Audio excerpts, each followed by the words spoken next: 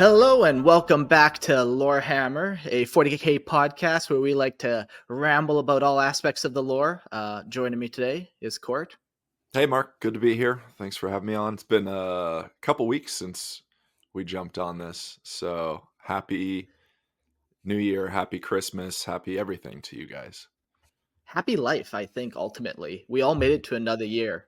And this kind of start back up of the live streams, which is nice. I've been missing it. I know me and Logan did one on Friday, but it just felt like then I had a weekend. So it wasn't the true start. But Logan's here as well.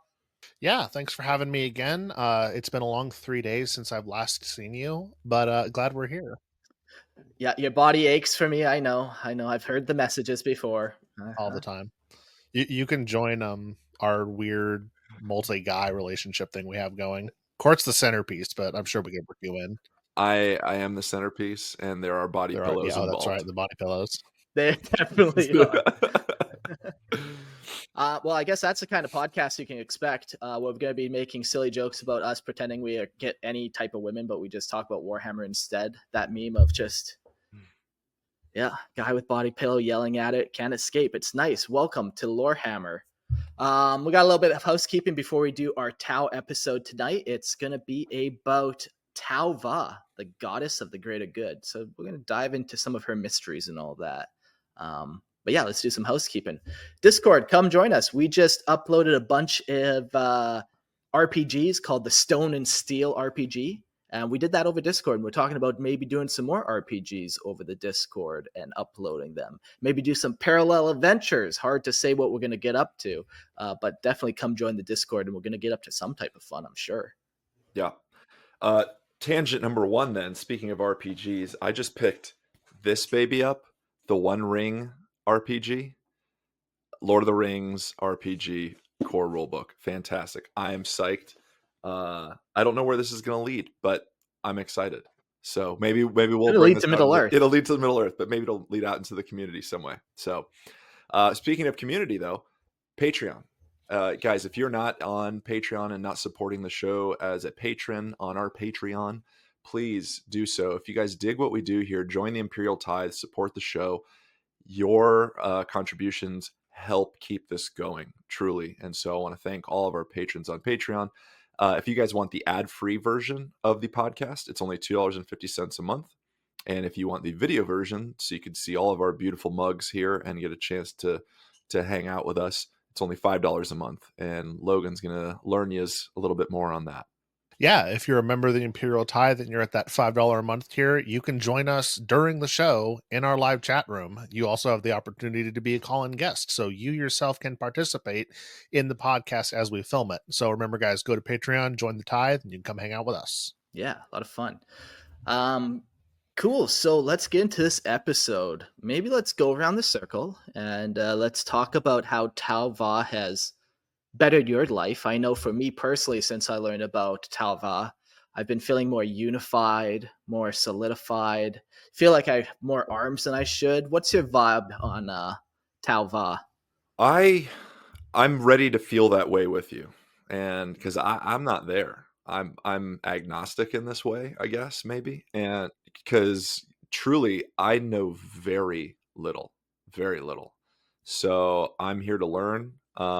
I would like a couple more arms, so that would be cool. Yeah, no, they're very useful, man. Very useful. You can hold a child with one, make dinner with the other. They're perfect. Okay, well then consider me ready to bathe in the light of the greater good. I think everyone is welcome into this wonderful Tau cult that we have started because, the Tau now have an official kind of pseudo-religion almost. Maybe not quite there, but there's definitely warp entities being ready to be worshipped. Let's see. I was going to say the first I ever heard of this was when you sent us the script, so I'm ready for anything. Literally the first I'm hearing of this, but okay. Cool, yeah. Tau propaganda. Yeah, like this is a pretty new occurrence. We'll say this has happened in the last 5 years, this little update to the lore. And for a lot of us people who are older than that, remember back when there were no gods that the Tau had, they didn't have a psychic presence, so how would you create gods? But here we are nonetheless. How did that happen? It's actually kind of an interesting story how they went about doing it. involves more than just a Tau. It involves many Xenos and a certain situation, we'll call it. We'll wait for it, though. But I thought before we get into the story of Tau Va, the goddess of the greater good and the fourth sphere of expansion, we're just going to carry on from our last episode a little bit and expand a little more on how the warp operates and kind of what it is, and lay that base ground just in case this is the first kind of episode. Okay, what is the warp? The warp, also known as the immaterium or the Sea of Souls, is an alternate dimension that exists parallel to the material universe in the Warhammer 40k universe. Unlike the physical world, the warp is a realm of pure psychic energy, constantly shifting and roiling with unpredictable currents. It is both a tool and a danger, as it serves as both a medium for faster-than-light travel via warp drives, allowing ships to traverse vast distances in the galaxy through its chaotic tides. However, the warp is not merely a neutral space. It is teeming with psychic phenomenon, dangerous entities, raw emotion, making it a place of immense peril. And as we get deeper into this story, we'll learn about how the Tau have an incident with psychic warp drives and what happens to them. The warp is intrinsically tied to the psychic energy and emotions of living beings.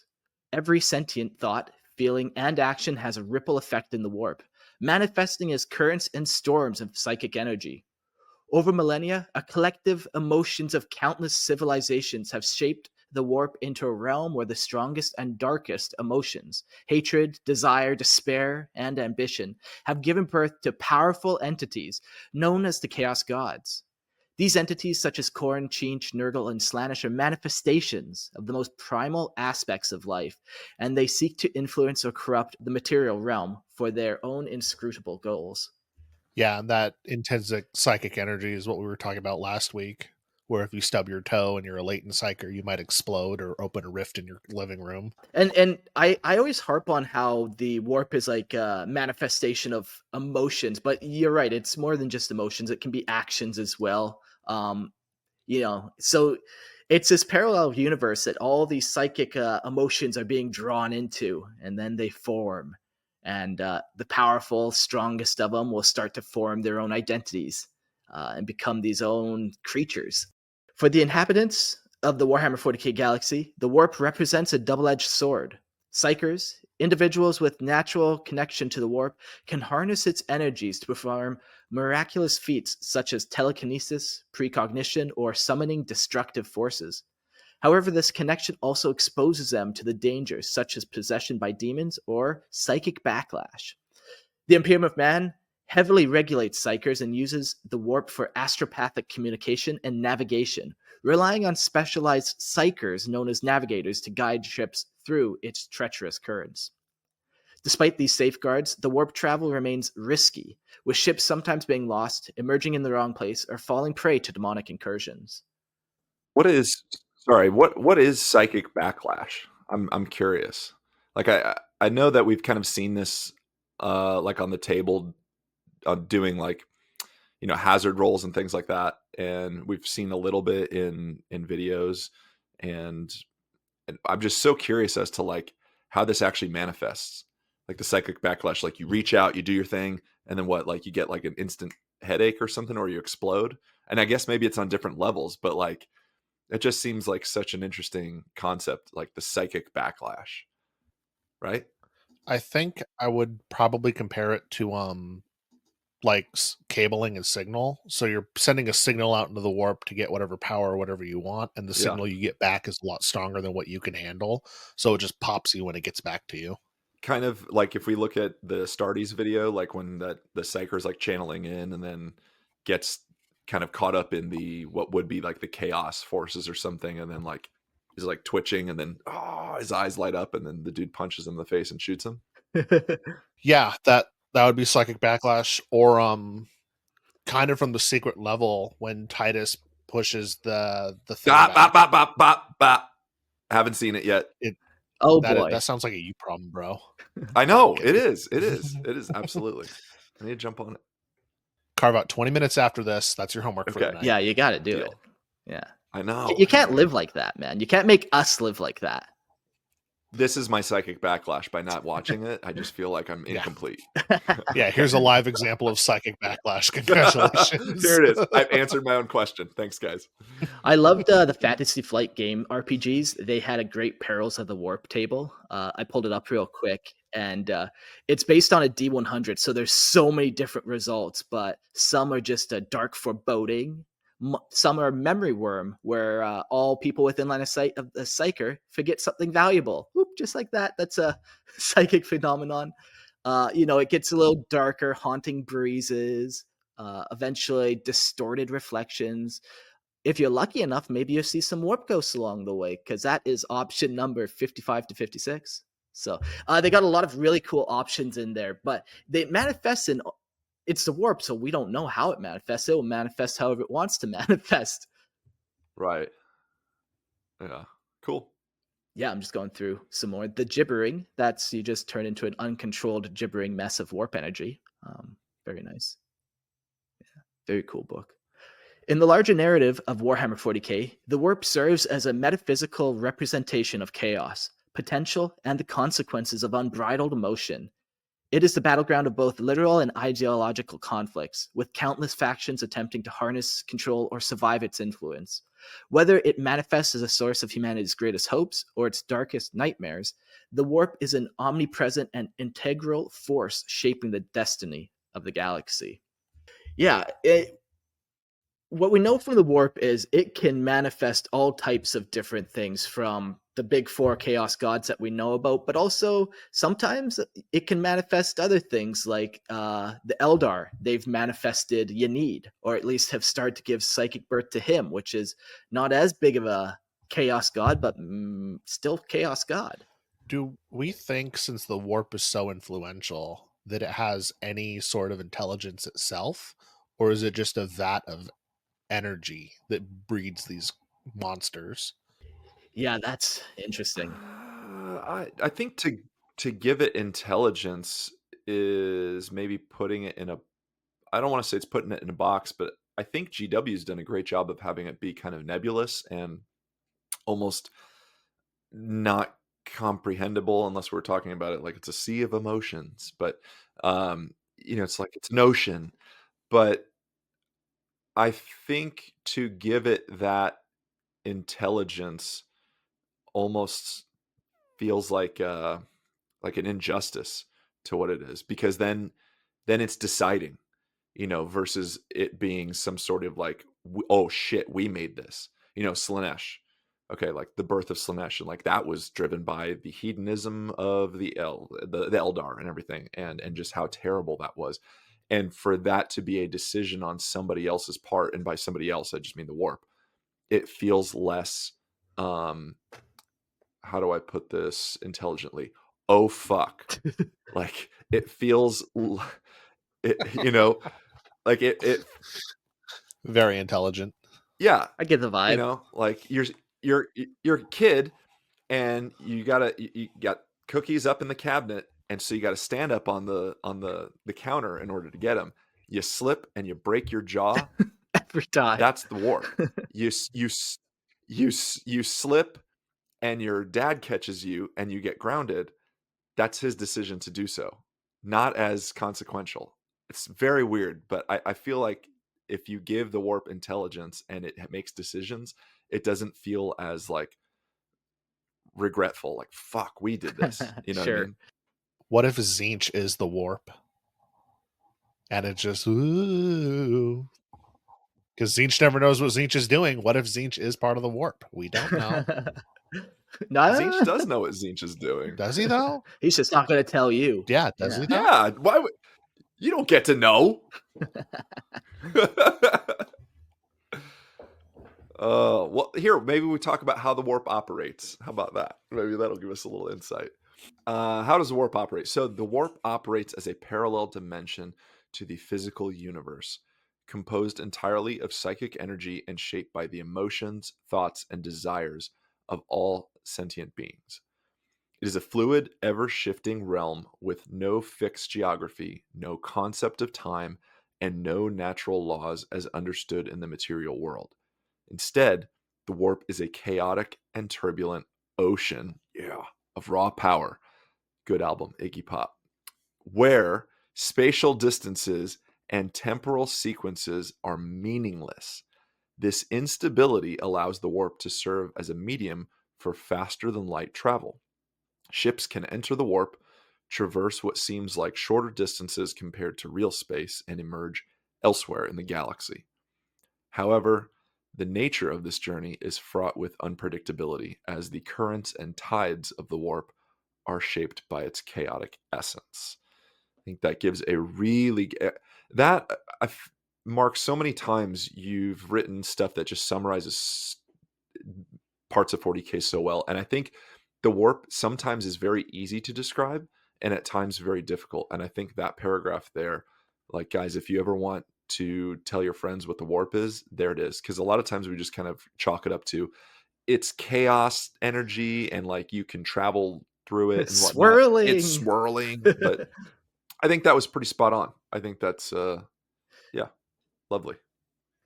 So what do you got? I just always think about just how different or how similar it is to some things that we can kind of relate to.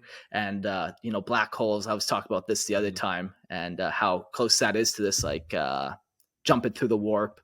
Man, I keep seeing on my fucking Google, like, all these quantum physics things that are going to blow your mind in 2025, and somebody's discovered the warp and all these different fucking articles, but who the fuck knows what any of them are talking about? Yeah. Wild. The algorithm now thinks you have a deep-seated desire to know everything about dark matter in the universe. I just stumbled randomly on one video. Jeez. But the warp is so interesting. Like, it's so easy to just chalk it up as unknown, but it does have some rules, has some limits to it, and in other places, no limits at all, for sure. Mm-hmm. Yeah. Navigating the warp relies on specialized individuals and technology to manage its unpredictable nature. Navigators, highly specialized psychers born with a unique third eye, can perceive the currents and hazards of the warp, guiding ships through its dangerous flows. The Imperium of Man employs the Astronomicon, a massive psychic beacon powered by the Emperor of Mankind, which we definitely touched upon a few times in previous episodes. They employ the Astronomicon to provide navigators with a reference point to orient their journeys, much like a light beacon, of course. So even with these tools, warp travel is inherently risky. Ships are protected from the warp's hostile energies by Geller fields, which create a psychic barrier to keep out demons and other malevolent entities. If a ship's Geller field fails, it becomes vulnerable to chaotic and demonic incursions, potentially leading to the crew's corruption, madness, or complete destruction. There is that one famous meme that's like when the Geller field fails on your ship and everybody's panicking, but then it has an orc ship and it says when the Geller field fails and the orcs are getting so Bring excited on the demons. The demons are coming into their ship. Yeah, I still picture the orc flying around on a crowdlid having the best time, his little warp ride. Yeah, that's nice for him. Pretty cool. Geller fields are wild. Without them, none of this would be possible. The operation of the warp is deeply tied to psychic resonance of the material universe. Sentient beings' thoughts and emotions ripple into the warp, creating disturbances that manifest as psychic storms, calm eddies, or dangerous warp rifts. Over time, the collective emotions of civilizations have given rise to powerful entities, the Chaos Gods, who dominate vast regions of the warp. These gods and their demonic followers manipulate the warp's currents and attempt to extend their influence into the material realm, often targeting psychers or weak points in reality, such as warp storms or rifts. The presence of these gods ensures that the warp is not merely chaotic, but also profoundly malevolent, filled with entities that feed on and exploit the emotions that created them. I feel like I know a few people like that. There's no longer, it's not like energy vampires in the Office setting. You just have like malevolent, chaotic gods, from another reality just feeding on you like that. Yeah, you just start like, Sharon, you're such a zinch. Oh my gosh. Yeah. Sharon, you're such a Quit zinch. being Could be Nurgle. in a nurgle. Yeah.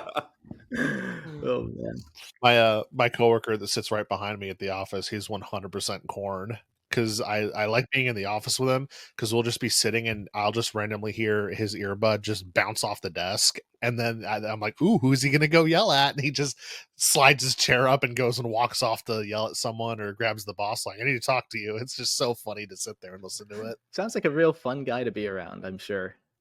He actually is I if you're feel good like at your that's job. corn for So sure. Go give me skulls and Yeah. blood and we're cool. There we go. 100%. Easy peasy. Yeah. 100%. Well, ultimately, the warp operates as both a vital mechanism and a dire threat in the Warhammer 40k galaxy. It enables faster than light travel and psychic phenomena, but at the cost of immense danger. Its unpredictable and hostile nature reflects the darker aspects of existence: chaos, ambition, and conflict, while serving as a battleground for the eternal struggle between order and disorder. For those who rely on the warp, it is both a tool to be mastered and a peril to be feared, a fundamental part of life in the grim darkness of the far future. Man, I know that it's funny to kind of talk about the warp as like an ocean, and we've described it that way. But if you've ever seen or even read like old books or seen films on what it was like for early exploration, Master and Commander, even, something like that. Great movie. Yes, so good. The beginning of John Adams, the HBO series, like it's fucking terrifying and dangerous to sail across these seas, and it parallels so well, I think. And GW does a great job of drawing like kind of the classic perils of exploration in our known world and amplifying it, much like the warp would. Ooh. So, what is the warp equivalent of scurvy? Uh ooh, that would be Nurgle's rot. Yeah, Nurgle's rot, maybe Turning something like into that. one of the Yeah. Nurgle beasts. Although, Yeah. yeah, I don't think Court and I I are don't on the think you same can stave wavelength off like Nurgle's Nurgle. rot with some citrus though. Like, I don't think the Ah. lemons are gonna do it. Well, you need some candles, but It has to be citrus blessed by the sisterhood. yeah. That could save it Yeah. off. The psychic realm. The immaterium, a realm of the spiritual and metaphysical, exists in a shadow cast by the emotions, thoughts, and actions of intelligent mortals. That's apparently important. Intelligent mortals. It is not merely a separate dimension, but a reflection and a distortion of the material universe, endlessly shaped and sustained by the psychic imprints of countless sentient minds. While influence of a single soul is negligible, the combined weight of billions, entire species, sculpts the very essence of the warp. It is a tapestry woven from the collective despair, hope, faith, and fury of the mortal plane. What emerges from this is a dark and mutable sea, its chaotic storms fueled by the ceaseless turmoil of the galaxy. I want to maybe argue a point there. Uh, the influence of a single soul is negligible. I agree on the most part, but don't you think that if one soul, somebody like, um, Gilliman, if Gilliman was slain and thrown into the warp, I'm sure it wouldn't cause huge, crazy, catastrophic changes and whatnot. But don't you think something like that would be so influential warp wise? I don't even just mean like 40k politics, warfare, all that stuff. But do you think that could change a lot? it could just imagine what the Imperium would feel like, that sense of loss all of a sudden. Is it possible to get like another god birth with such like a raw emotion, or like, what's another good one? Like maybe betrayal, like maybe another loyalist Primarch that we thought was a loyalist came back and killed him. Then it would be a sense of betrayal that maybe could manifest in the warp. Um, but I know what you're saying. Like the one soul alone, like how much sway does that really have? But it's a ripple for sure. Yeah, and I think you're right. Like maybe event, the triggering event, isn't Gilliman's soul going into the warp, but it's him dying and the emotions that are felt by the Imperium across the galaxy that would shift things. So yeah, maybe the butterfly effect a little bit. Was there that feeling when Sanguinius was slain? See, that's what I'm wondering. Yeah, you know, you could always go like, how did everyone find out? Did everyone find out at the right time? Like, how long did it take for people to find out Sanguinius was dead? Even probably not broadcasting it too much. Like the chapter must know. Eventually, it gets out, but it'd be like a slow trickle across the galaxy. It's not the most important piece of news. It's super important, but in those times, yeah, it. Who knows? Contrary to its current state, the Immaterium may not always have been so turbulent. The rampant conflicts, misery, and endless wars that define the material realm have polluted the warp, transforming it into the volatile, malevolent domain it is today. It is a mirror of mortal existence, fractured by strife and consumed by suffering.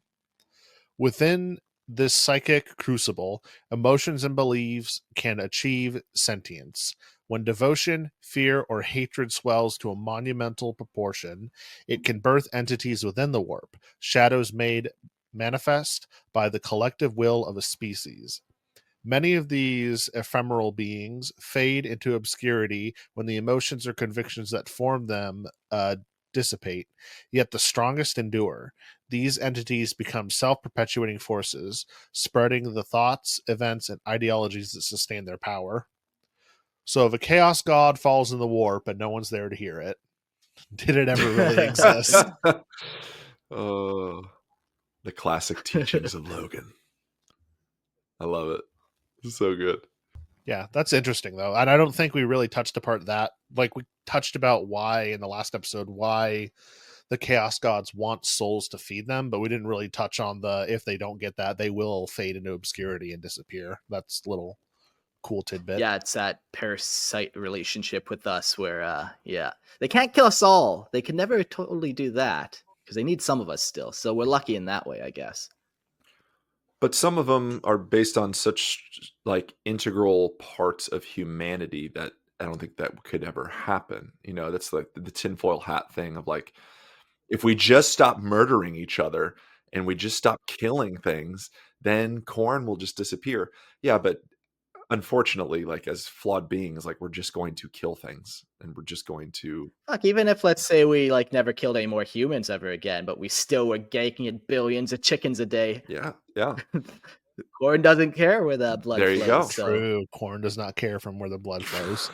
I just pictured corn as Colonel Sanders. Thanks, guys. Like that just. Yeah, that's what the K in KFC stands for. Yeah, it's his greatest Corn source fried of power. chicken. I don't know. Yeah, don't know who said The Kentucky. amount of That's just chicken. weird. No. The I just noticed in chat, I didn't see this earlier, that when Sanguinius was slain, there was a psychic wave that hit the Blood Angels specifically. So they felt the impact of his death. Yeah, for sure. Like they have the Black Rage or whatever from that. There's the two. There's the Black Rage and there's the other one. I messed this one up the other day and people got mad. Now what am I going to do about it? I feel like that would happen if any Primarch was slain. Your whole legion or chapter is going to feel that ripple effect. Did the Imperial Fists feel Dorn's alleged death? He never died, first of all. So the story goes. Yeah, but if they would have felt a psychic, now we're debunking other conspiracies not in this episode. If the Imperial Fist never felt their Primarch die, he's clearly still alive. There you go. He's out there. I will find him. Every episode's a Primarch episode if you try hard enough. Yeah, it can be. Let's talk about different Xenos and their effect on the warp.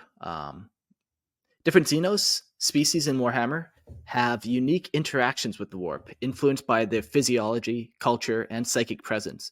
Some species are deeply connected to the warp, using it as a source of power or sustenance, while others are almost entirely disconnected, creating a stark contrast in how they influence and are influenced by the Immaterium. These variations demonstrate the diverse ways of life across the galaxy and how it's adapted to and resisted the warp's passive influence. Yeah, like it's interesting to think about like warp creatures, and I think we got a section about that coming eventually, maybe.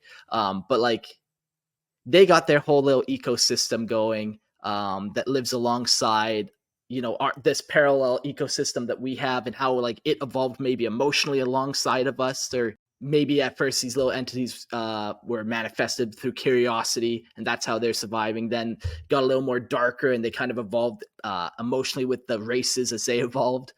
The warp, it just, yeah, who knows what would happen. The Eldar, or the Eldari, are amongst the most profoundly connected to the warp, their highly psychic nature making them both powerful and vulnerable. Their emotion resonates strongly in the warp, and their fall gives birth to the chaos gods Slaanesh, forever tying their fate to the Immaterium. To protect themselves, the Eldar used soul stones to capture their essence upon death, preventing their souls from being consumed by Slaanesh. The webway, an ancient network of tunnels through the warp, allowed the Eldar to travel without fully entering its dangers, showcasing the mastery over this volatile realm. However, their reliance on psychic powers and the warp leaves them constantly at risk of corruption and destruction. The tragedy of the Eldar being so directly tied to the warp, I think, is such a cool storyline. Like you give this race of Xenos reason to almost mourn their existence. Like they treasure it so much because they create these soul stones, but at the same time, it's like we talked before, you guys did this. Like you birthed Slaanesh. This is so much your fault. And there's always a sense of, I think, like when you mention Eldar or Eldari and whatnot, just there always seems to be the sense of like the mourning, the dying race, kind of this almost regrettable, mournful existence. I think it's really cool. It Yeah. just ties so well to the warp because of their origin, if you will, or not even origin, but just like their decisions and how it's influenced the warp. Yeah. Yeah. And now there are some that are trying to like negate that responsibility and create Unid, but that's a different story. But yeah, like the Eldar, it's interesting. Like they have that such a strong impact on it. I kept on seeing it worded as resonating strongly in the warp. So it wasn't necessarily that they created a lot. It just had this long lingering power is kind of what I was picking up consistently. Um, I was going through all these other races too and kind of seeing how they might have worded them just so subtly like that. And yeah, keep your eye out for that and maybe we'll learn something new. And if you think about it too, it's what's interesting is like you have the Eldar or the Eldari, again, whatever you want to call it, being one of the oldest races, and how long their influence has happened from the warp. And then we're going to get into the orcs in just in a moment, but like them being created by the old ones and being so old themselves, their influence on the warp itself has I would say greater, not responsibility, but greater impact, just because of the amount of years that they've been around. Yeah. Yeah, It's a good thing they had good mentors in the old ones who were like tried to teach them to be responsible, like because they went like 60 million years before they did a big oopsie and created Slaanesh, which that's a long pretty time. good streak. That's a pretty good streak. If you had that up on a workplace safety board, like 60 million years since their last warp deity was born, that's a good ratio. Then after they did it, someone had to reset it to 0. It's been 0 days since we've made a god. Damn it. Damn it, Bill, and your nerdly disease. Fuck. Oh, Yeah. that's so good. Yeah, so who knows where we're at with that? That's who knows. I lost my thought, but I like it. In contrast, the orcs' influence on the warp is chaotic and instinctive. Orcs generate a psychic field called the Wog that is fueled by the collective belief and energy. This field impacts reality, making orc technology function and enhancing their warlike abilities. While orcs are less susceptible to demonic corruption, their crude manipulation of the warp is a reflection of their simplistic, violent driven mindset. This psychic collective power is a danger on its own right, and it can manifest in unpredictable ways, especially during large scale WoG campaigns. Yeah, the orcs, they operate very differently. Like they almost have a, let's say, we'll go back to this warp analogy, and I don't think I've ever used this one before, but let's say the orcs have a little reservoir off from the ocean. So they got their own psychic pool that they can kind of tap into it. Yeah, it's still all warp energy that feels this kind of reservoir, but it's only for the orcs, that little pool.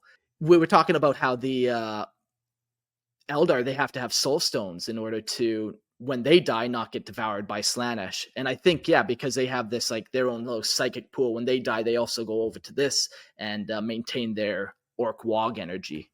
Now I'm just picturing a bunch of orcs like at the beach playing in like a tide pool, but it just happens to be glowing and they're just splashing in it, and they're triggering like weird psychic things because of their tie to the warp behind them. Like one dreams of like a giant rubber duck and then just like appears in the back or something. Starts mauling everyone around it. Yeah. Perfect. And there's been some really good discussions on previous Lorehammer episodes about how the orcs specifically can manifest in unpredictable ways, as you said, especially during like large scale wars with the warp. So maybe we can put like a reference in the show notes of where that would be. But I remember hearing and understanding a lot more about how the orcs tie to the warp itself in previous episodes. So yeah. I was picturing when you said they have their own pool in the ocean of the warp, that they're on like a cruise ship that has a pool in it, and they're just drawing from that and ignoring the ocean around them. That's fine too. That might work even more. And if they sink their own ship, whatever, they're damned to the warps of the ocean. Orcs on a Disney cruise ship. They go in the water and the sharks are circling them. They're like, "We're not in the water with you. You're in the water with us." Wah! Just start chasing the sharks. Yeah. Some species, like the Necron and the Tyranids, have unique relationships with the warp that set them apart. The Necrons are almost entirely severed from the warp, relying on highly advanced technology and their disdain for the immaterium to remain immune to its effects. They view the warp as entities as anathema, using devices like the Satan pylons to dampen psychic activity and sever connections to the warp. On the other hand, the Tyranids represent a paradoxical relationship. While they are psychically active, especially through their hive-minded synapse creatures, their presence in the warp is disruptive. The shadow in the warp, a psychic phenomenon accompanying Tyranid fleets, creates a null zone that drowns out other psychic signals, isolating prey and making warp travel and communication nearly impossible. This effect highlights their predatory dominance and unique manipulation in the immaterium. I love that you just read the two greatest armies collective in there. Fake news. Like what I heard you say was the Necrons and the Tyranids are just the best. Fake and news. I couldn't agree more, Mark. I think that shows a lot of growth on your part. And this podcast really is full of misinformation and lies. Oh man. Yeah, no, I love it. I love how both of them, like every race has their own way of dealing with them. Some are just like, I'm not dealing with it at all. Like the Necron, they're just going to build pylons across the galaxy and try to cut it off completely. Where the Tyranids, they have their own way of, cutting it off, or even just using it to send out their kind of psychic scream that essentially cuts everything off. Yeah, very interesting. These varied interactions within the warp underscore the diversity of Xenos species and their adaptations in the galaxy. Whether through mastery, instinct, resilience, or resistance, or disruption, each species' relationship with the warp shapes their identity and role for the 40k universe, from the psychic artistry of the Eldar to nullifying presence of the Tyranids. These effects demonstrate the vast, unpredictable nature of the Immaterium when encountered by the galaxy's myriad of alien civilizations. Yeah, this is going to be very useful to know. When we do eventually get to the Tau portion, we will learn about how many different Tau species not species, but minor Xenos had allied with them. And, you just can imagine every one of these different races has its own slightly different way that they interact with the warp, making them all kind of special. And I always even think about like how are Eldar better souls than human souls? And maybe like I was saying, it is that they just resonate a little longer. Where human souls, maybe it flares more. It's that quick burst. But yeah, there's everyone just kind of relate. Everyone has their own soul for sure out there. Human souls are like drive through. Like it's gonna fill you up for a moment, and it's okay. But an Eldar soul Okay. is going to be like the finest wine and the greatest meal you've ever had. And I think there is Sustains there's a you. difference there because they are essentially immortal, and their being, their soul itself is, I don't want to say it's like has a greater purity, but they have greater psychic abilities. They have greater physical capabilities as far as just naturally, right? They have essentially the ability to live forever. And they were created by something greater than themselves, where if you look at, kind of humanity in the way of the 40K galaxy, it's like we're kind of a mistake, right? So yeah, Yeah. Eldar are going to taste a little bit better, you know? Little more Yeah, a little more scrumptious. Yeah, scrumptious. yeah. The Xenos propaganda right now is at an all-time high.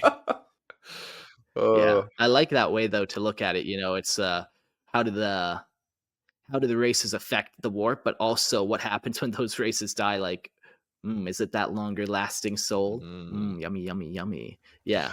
Would What is the best tasting soul? would a human soul that's lived a long time, like Dante's soul, would that be super delicious? Yeah. Like fine aged Wagyu, just because he's been around for so long and he's Yeah, not and a just imagine traditional like Eldar. Bleh. just imagine like Korn got a hold of it, and it's just like that huge long lifespan of soul memory that he consumes of just war. Delicious. Delicioso. There's going to be different He'd flavor like it so choice. much he'd bring him back to life. It's a palate, guys. Like, think about it. Like, Yeah. if Mortarion somehow, again, was to die or whatever, his soul goes to the warp and is reformed or whatever, it comes back to demonhood. There's a bitterness. There's a bitter gooiness, right? Okay, but then I think he'd be sour. yeah, okay. I kind of think Yeah. you'd be like it's sour funk, right? But then you get somebody like Gilliman, and you've got this strong, robust taste to it, and it's very hearty. It's like a soup that's going to keep you warm all throughout winter, right?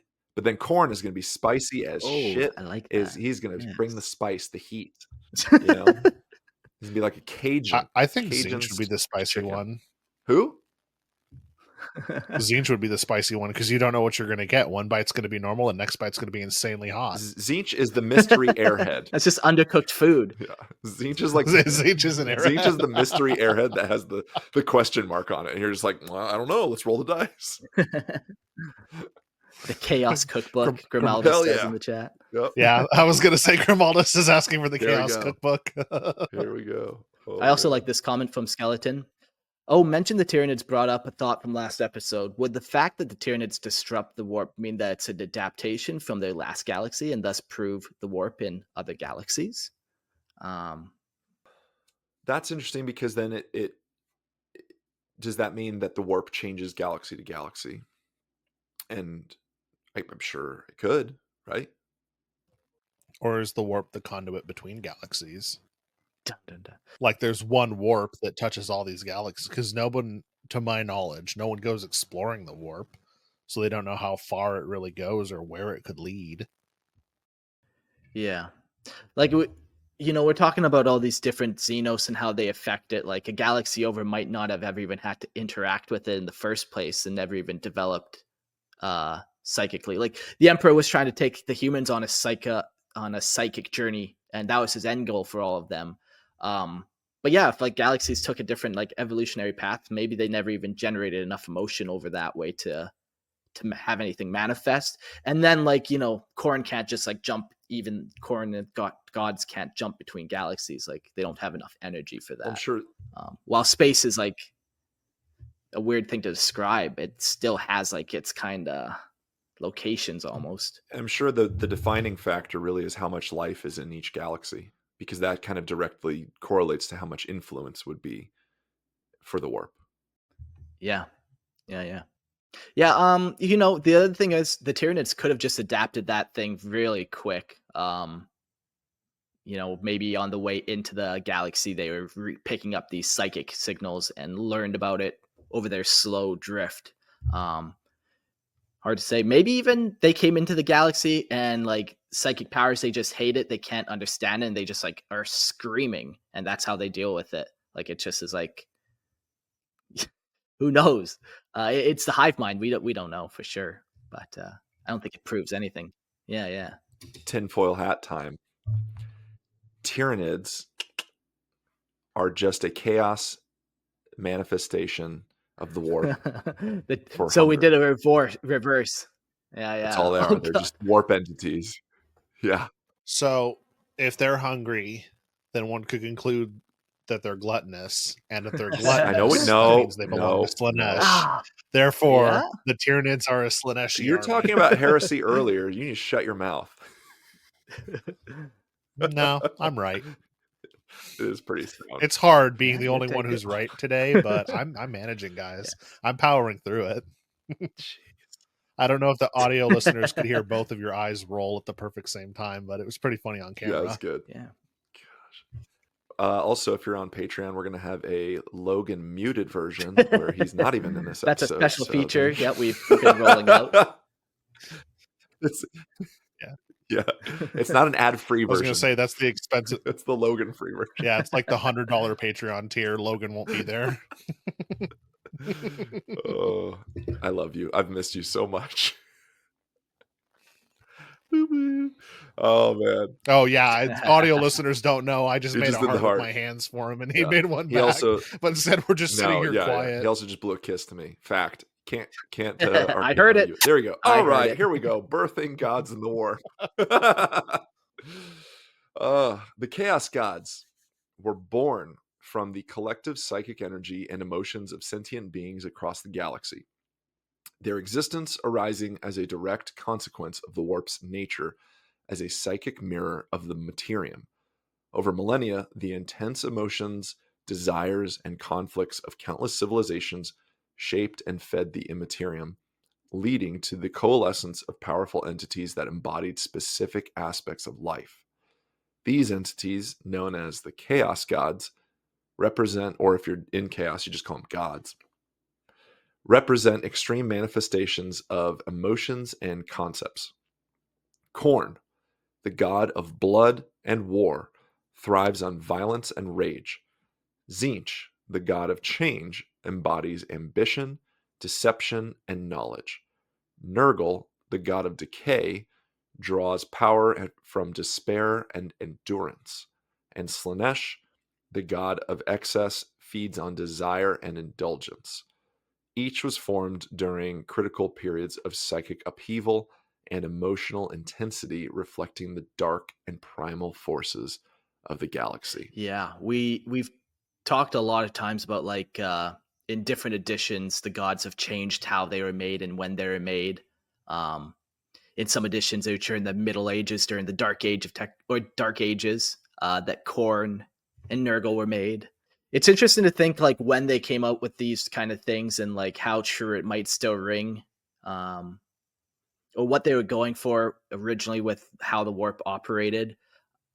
I just think of the scale. We've talked about how did humans manifest Khorne and Nurgle in the Dark Ages. And later in this episode, like we have, I don't want to spoil it, but just remember this statement and we'll call back to it of how does a small amount of people cause such a big event? Interesting. And the buildup of it too. I think the big event is the birth, as we talk about, but that's just hundreds and thousands of years just getting to that point. Yeah, and that's true too, for sure. It's interesting because we've read it a few times now that it says the warp is a mirror of the materium. That makes me think like in the warp there would be mirrored versions of what's in the materium, but that doesn't seem to be the case. Maybe like one-way reflection. Yeah, because when I think of mirror, that's what I think. Like, so there's a warp shadow Gilliman running around in there somewhere. New lore just dropped. Called Milligan. Called Milligan. He's got the upside down U, and he's like the Bizarro of Superman. He's just running around. Yikes, I do not like that character. He's really stupid. He's awful. Yeah. The Adventures of Maybe just Milligan. No statesman skills, no tactics whatsoever. Just some dude in styrofoam armor running around being a problem for everybody. Yep. Not a natural blonde either. Got to bleach it. That's the worst. But it's bleached poorly, so Yeah. it's like weird streaks and splotchy in different spots. Oh yeah. He's got one contact to make his eye blue, but the other one fell out a long time No. ago. No. Classic Milligan. Yeah, classic Milligan. Yeah, it's definitely more of like a one-way mirror, as opposed to like that two-way. Yeah, the warp is reflecting off of us, but you know, it's not reflecting off of the opposite of what I said. We're reflecting off of it, not it's reflecting off of us. Other way around? One of those ways. You want, yeah. No, I think we go into it, but it doesn't. No, because we're not. We feed into it, but it's not feeding. Okay, back. yeah. Cool. Because it's not giving us the direct image back. It's like, Yeah. I don't know. I quit. When you can't sleep at night, just lay in bed thinking about that. No. How do I know all mirrors Here you aren't go. two-way mirrors, one-way mirrors? What's on the other side of that mirror in my house? I will now wonder. You ever seen that test where you put your finger up against it, and if your finger, if there's a space between your finger and the reflection, it's a regular mirror. But if your finger is touching the reflection, it's a two-way mirror. Interesting. Is that What? actually official? Yeah. Blew my mind. You could test.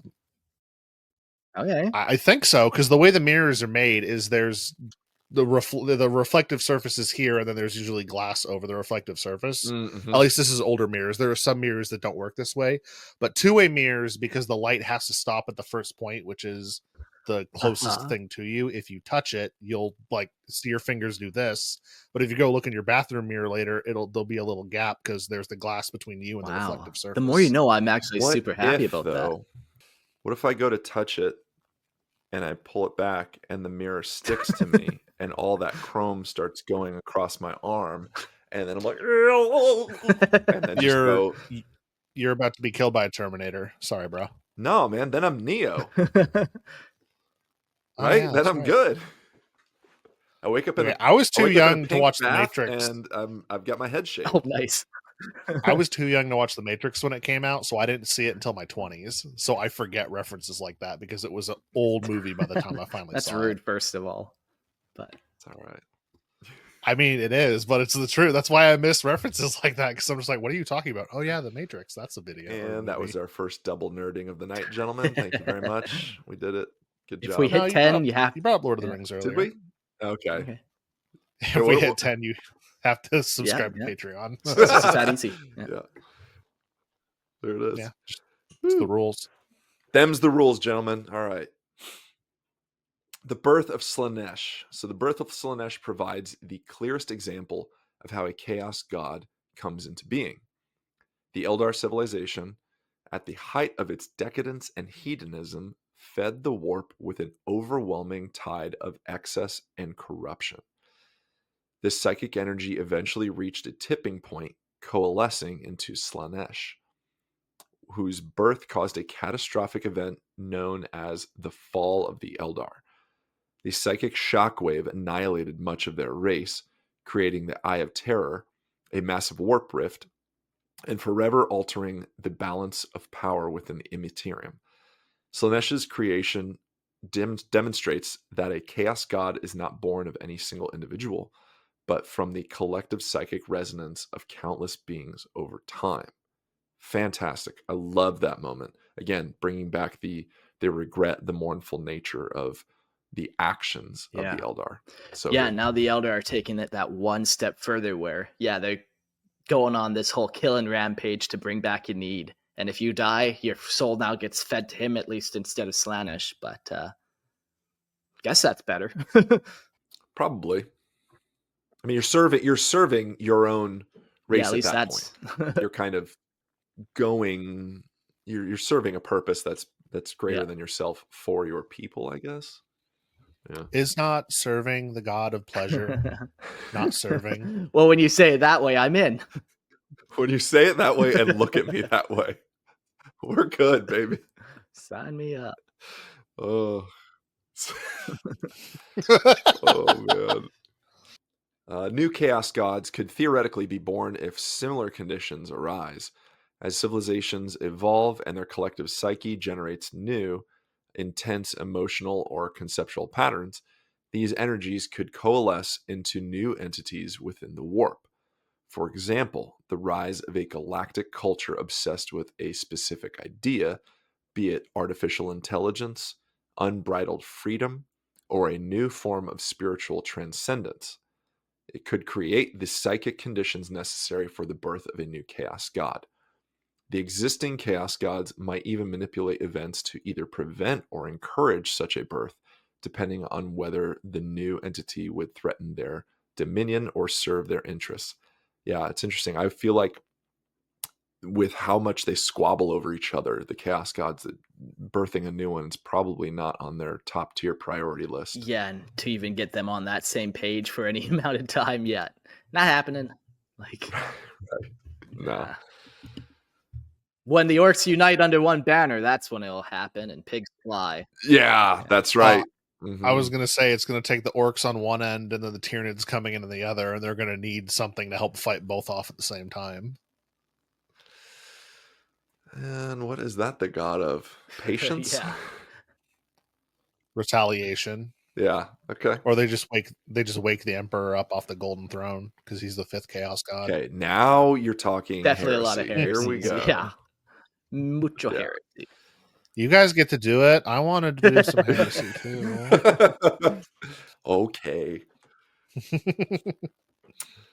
The potential for the birth of a new chaos god highlights the dynamic and ever-evolving nature of the warp. While the current chaos gods dominate, the warp remains a vast and unpredictable realm, shaped by the emotions and actions of the galaxy's inhabitants. The creation of a new chaos god would be a galaxy-shaking event, altering the balance of power within the immaterium and the materium alike. It serves as a reminder that the struggle between order and chaos is never static, and the collective psyche of sentient beings holds the power to shape not only their own destinies, but the very fabric of reality. Yeah. I just love it, man. Birth of a new god is some galaxy-changing event, like ripping the galaxy in half. That didn't give us a chaos god, but also maybe it gave us many little minor gods that we just haven't even found out about yet. The warp is so vast, you know. Who knows what happened in these kind of massive rifts? Yeah. Um, And then would you know what, like, we know that the Eldar's hedonism and excess and actions birth Slanesh. They basically know that. But I wonder if another chaos god was born, would you have the intelligence to identify what actions of your civilization, if it was your civilization, caused such a thing? Like if you're like, oh, it was, God, we too kept many. doing AI, Yeah. kept doing We that. kept doing AI. Oh man, Yeah. you know, Yeah. I don't know. I would imagine, like, yeah, if there would be some people who would point to that for sure. That realization of, oh, it was this. You know, other people would turn it into that religion for sure. Start worshiping the thing. Starts as like a little small chaos god, and then it continuously grows because it tricks people. It's helpful, and then, oh no, it's bigger than corn. What do we do? It's like in the early 2000s when every single person's Facebook picture was the duck face, just the little pouty, like kind of thing. Like at some point, man, we're just going to manifest some crazy fucking duck that's going to come out and kill us all. Thanks a lot, guys. Thanks a lot. Stupid idiots. I warned you. I warned you not to do that. You fools.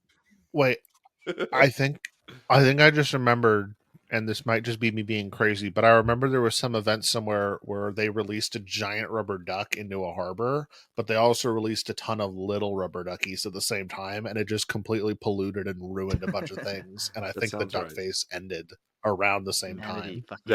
There it is. That's the mini chaos god right there. Quackity. Already claimed one world. Right. It's claimed one world. It's claimed one harbor. Who's next?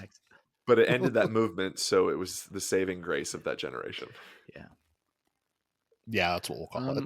We do have, though, like a bunch of different ways. Like none of the chaos gods seem to come about in the same manner, really, under any of the same conditions.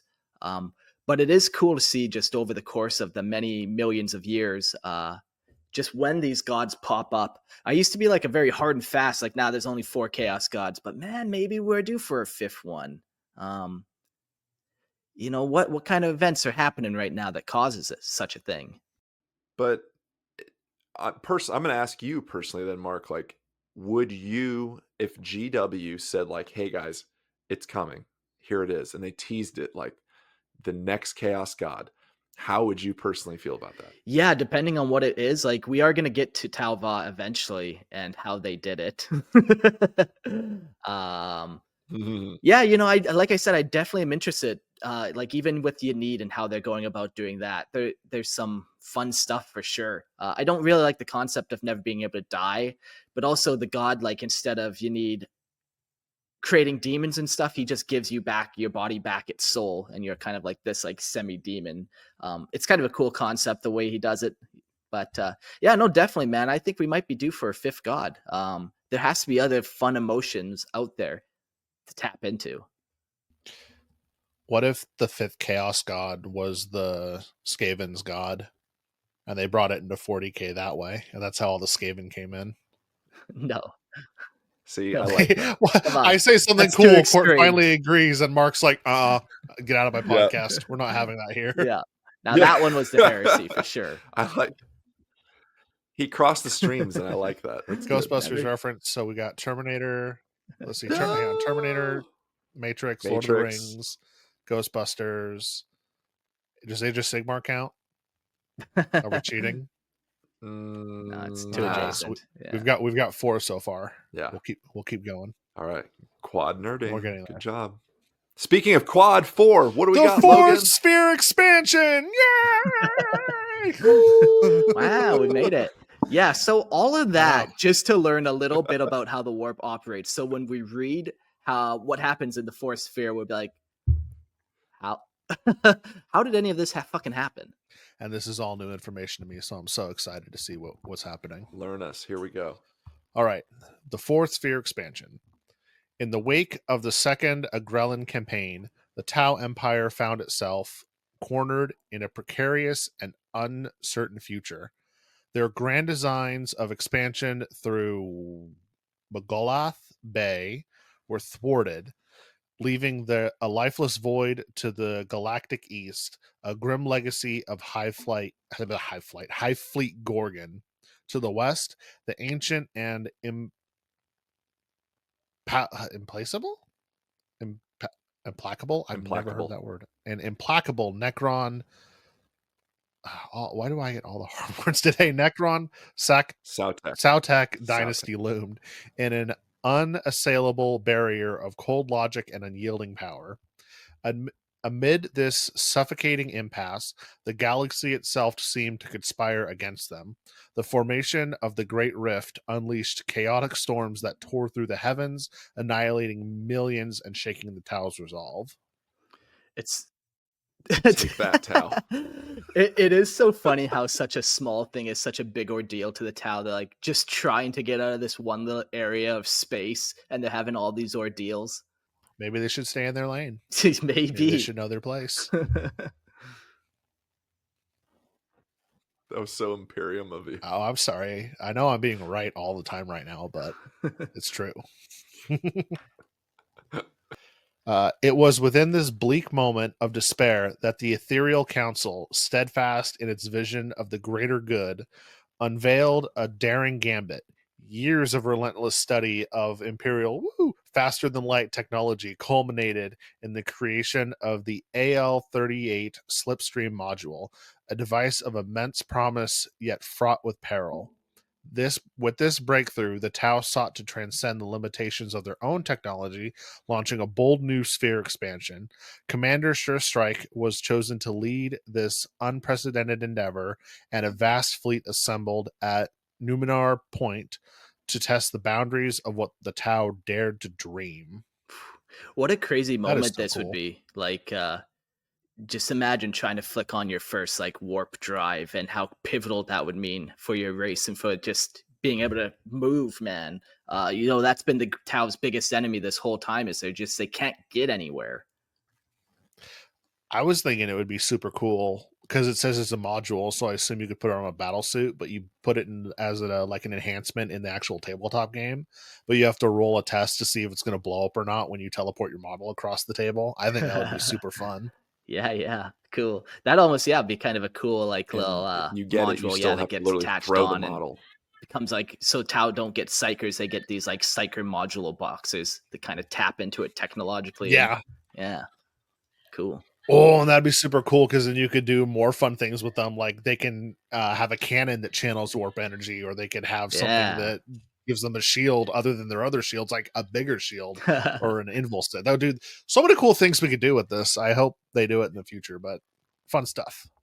All right. Commander. What I hear is that you're really excited about a Xenos race, Tau. Come on. They're fun. I don't know. You weren't here for it. I don't know what you're talking about. No. Yeah. Tau are fun. I love their battle Uh-huh. suits. Like it's just so they were almost my first army, actually.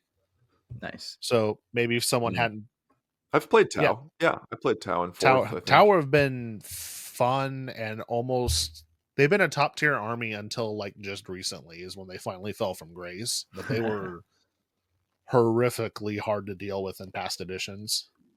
Yeah. But it's all about how much fun you have with them. It's not about meta, kids. Remember that. The Garrett and I, when we played his Tau, I creamed him, but we started having fun with it. And I was like, charge my Invictor Warsuit with your Fire Warriors. Come on, it'll be funny. And he made the charge and actually did damage to it. It was so good. Nice. Now remember, it's not how big the slug is, it's how long the rail rifle is. Exactly. That's what determines velocity. That's how it works. All right. Commander Surestrike. A devoted disciple of Commander Shadowsun, Surestrike's early career was marked by an unwavering loyalty and the drive to safeguard the Tau Empire from any threat to its unity. His first notable command saw him leading a decisive action against the survivors of Magulath Bay. Those who sought to defect to the rebellious Farsight enclaves, with cold precision, he crushed this insurrection, solidifying his reputation as a steadfast protector of the greater good. His success did not go unnoticed by his mentor, Commander Shadowsun, who saw in Surestrike not only a capable leader, but a visionary, someone worthy of commanding the Fourth Sphere expansion. Yet, despite his great potential and the trust placed in him, Surestrike's destiny took a darker turn. I hope I'm going to read about some Chaos Tau in the next couple of sentences, because this is leading me to want some Chaos Tau, which would be really get cool. There. We'll fucking get there. Yeah, this is kind of the first little incident involving Surestrike where he's done something rather not very Tau-like, and that's wiped out a bunch of his own rebellious Tau brethren from the Farsight enclaves. They deserved it. They heard it here first. Propaganda machine at 9. Just all right when you were like, okay, we're getting cool. Logan's back. Nope. I'm being consistent. All Xenos deserve it. Suffer not the alien to live, Court. Oh my gosh. I don't see any for audio listeners. He has no Xeno stuff behind him, but there's a lot of Imperium stuff behind him. There's Viggo Mortensen behind him. What are you that's talking? The most there's your part. Space Marine. There's that third edition codex you hold up all the time. Space Marine. I don't see you holding up no Jakari codex. Body pillow in the background. It's in the other room. Get off my ass. It's in the other room. Allegedly. Oh. All right, back to Surestrike. But his hubris met reality in catastrophic fashion. The deployment of slipstream technology on such an immense scale ruptured the fragile fabric of realspace. An unholy chain reaction ensued, carving a gaping wound into the cosmos itself. The rift, vast and voracious, consumed the fleet in an instant, erasing thousands of lives and broadcasting its horror across the entire empire. As the Tau reeled from this disaster, the Ethereals moved swiftly to shroud the event in secrecy, their visions for unity and progress momentarily eclipsed by the enormity of their failure. And guess what I'm about to say, Court? They deserved it. How dare you mess with technology? Maybe that battlesuit warp nodule isn't a good idea. And all of a sudden, we saved a lot of lives by not investing in it. Maybe, but now I want it to be like if you teleport and if you fail the roll, you still can teleport, but your suit blows up and takes things out around it. A couple demons pop out. That'd be cool. Yeah, I'll do. Yes, let's get suit back in the game. Change my mind. I just want to see the departure of this technology and like the maiden voyage and the ethereals are just like, yes, we've finally done it. We've reached the zenith of our empire. What's that over there? Just like, oh shit. Okay, delete that post that we had going out saying it was a great success. Fuck this, we're covering Yeah, but it the up. whole empire was watching, so it's like the worst cover-up of all time as they rip the galaxy in half a little bit. Right. It's like that one meme. They're gaslighting gaslighting everybody. everyone. No, you didn't see that. It's that meme. It's like, I know what you're talking about. guys, I'm gonna go fight this guy. I'll post the footage later. Never mind, I'm not posting that. I got my ass beat.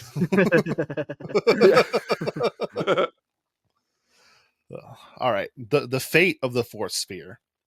The fourth sphere was not wholly lost. Cast adrift in nightmarish and alien dimension, the fleet faced annihilation from incomprehensible entities that preyed upon them in the dark. 3/4 of their number perished in those chaotic depths, but a glimmer of salvation came from an enigmatic, many-armed presence within the warp. This entity, suspected to be a strange and dark reflection of the greater good, shielded the survivors and guided them back to real space, emerging at last in the Kalnath expanse, deep in the Imperium of man's domain. The remnants of the fourth sphere reestablished tenuous contact with their empire through communication drones. So there is a mirror thing going. I guess the mirror isn't like a 1-for-1 mirror, but the mirror is a mirror of the emotions, and it gets the warp mirrors emotions and gives them a physical form. Yeah, I think is a better way to look at it from our confusion earlier. Yeah. So this is crazy. They get lost in the warp. A bunch of them die just due to demonic invasions and stuff. You know, they have no Geller fields protecting them, so they're getting overrun by demons. And then all of a sudden, a glimmer of salvation happens, and a many-armed warp presence emerges. And this is Tauva, the goddess of the greater good. So we'll pause our story for a second here, and we'll learn about her, and then we'll pick up the fourth sphere again. The goddess Tauva, a newly manifested warp entity, is an enigmatic and powerful figure, born from the very heart of the Tau Empire's ideals. She is the embodiment of the greater good, a divine reflection shaped by the collective belief of the Empire and its psychically attuned allies. The goddess is a personification of the Tau's guiding principles, formed from the hopes and aspirations of those who come to revere the greater good. A figure forged in the mind of the Kroot, Nikisar, Karpaktin, and all who follow the Tau's vision. Her form is a strange fusion, resembling both Tau and humans they've encountered, yet she is distinct, her body adorned with multiple arms, each one unique. Some bear the graceful hands of Tau, others are shaped with those of humans, Kroot, Nikisar, Karpaktin. I've never heard of that one before, I don't think. I'll have to look that one up. And each hand resembles a grasping and diverse cultures. Blades, cornucopias, quills, shells, and amorphia, a buckler shield, or patches of flickering light. These hands speak of unity and diversity, a tapestry of beliefs woven into the fabric of the goddess, yet her face remains a chilling blank, a pale expanse of featureless flesh, offering no glimpse into the essence of the entity who stands before them. Though her appearance is strange and unsettling, Tauva communicates with those who encounter her, speaking not with words but through psychic impressions, whispers of guidance and vision, direct to the hearts and minds of those who she chooses to reveal herself to. Her presence is both awe-inspiring and ominous, an ever-present reminder of the Tau's ideals, now given form, in a way no one could have predicted. So we have the birth of Tauva. How could this have happened, you say? What was the event that caused this? Was it really just this messed up technology? They turned this on and it created a Tau god, essentially the first kind of form of this happening. We've had humans create it, we've had Eldar create gods, but like Tau have done it now through like a technological means, perhaps. Well, yeah, I think that's a really cool way to kind of shape it and put it, is like the Tau were so known for their technological advancement at a rapid pace. Like and they came into being, and it was like cool gatherers, hunters, and like they had their spears and stuff, very primitive, if you will, like civilization and race of Xenos. Imperium comes back thousands of years later, and they're like, oh shit, these guys have evolved quick. Okay, so if you're to kind of pigeonhole certain species into like one kind of respective like characteristic, it seems like Tau is the advancement of technology at a rapid pace, and they hit a wall. That wall was like, we cannot do faster than light travel. We cannot be a galactic player until this happens. And I'm sorry, guys, like Tau folks, like your army's cool. I played Tau in fourth when they came out. I bought it. I played I was Farsight. naive once yeah. too. Yeah, right. But they just don't have it to be a galactic player. They then get to that point, and that's when things change. So I love that their characterization of rapid expansion, rapid technological advancement, and then stopping at a point where it's building up. It's like bottlenecking. And then it happens because that is such a significant thing to that entirety of the race. Something changes. Yeah. Like huge. Yeah, and like and not that they were trying to create a god when they did this, but that's what happened nonetheless. Sometimes when you flick those machines on, you don't know what they're going to get up to. Yeah. Yeah. And yeah, like you kind of mentioned, for 2,000 years, they've had a very driving force behind them, this one ideology that every one of them kind of holds true to. And it's unity and hope, I would imagine, would kind of be how you could sum it up. Unity for, those who want to join the greater good, and then hope that we can actually kind of solve everything. So for thousands of years, 2,000 years, they've been going from planet to planet, like, yeah, spreading their ideology, spreading that belief. Those two are pretty powerful emotions. And then, like you said, you have that pivotal moment. Boom! It all happens. It all coalesces. They're battling demons in the warp, and they cry out to the god that is now ready to be born, and it saves them. It's wild. I love it. So the origins. No one truly knows when Tau Va first appeared, but her earliest known manifestation came to a young shadow sun.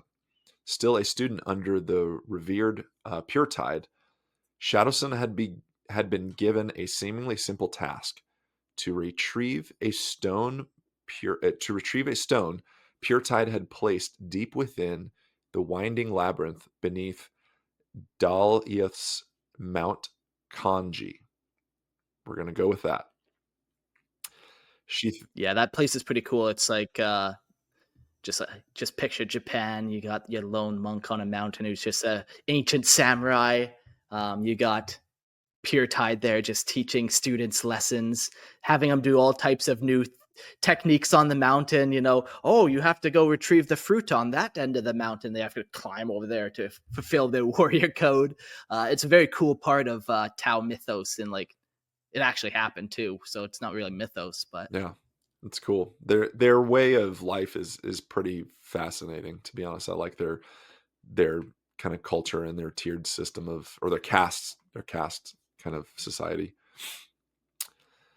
She thought this was her trial, a test of her strength and resolve, but Puretide's plan was far more complicated. As Shadowsun ventured deeper into the labyrinth, a surge of water poured through the tunnels, flooding the passageways before she could reach her prize. Puretide had orchestrated this challenge to test her ability to escape the labyrinth.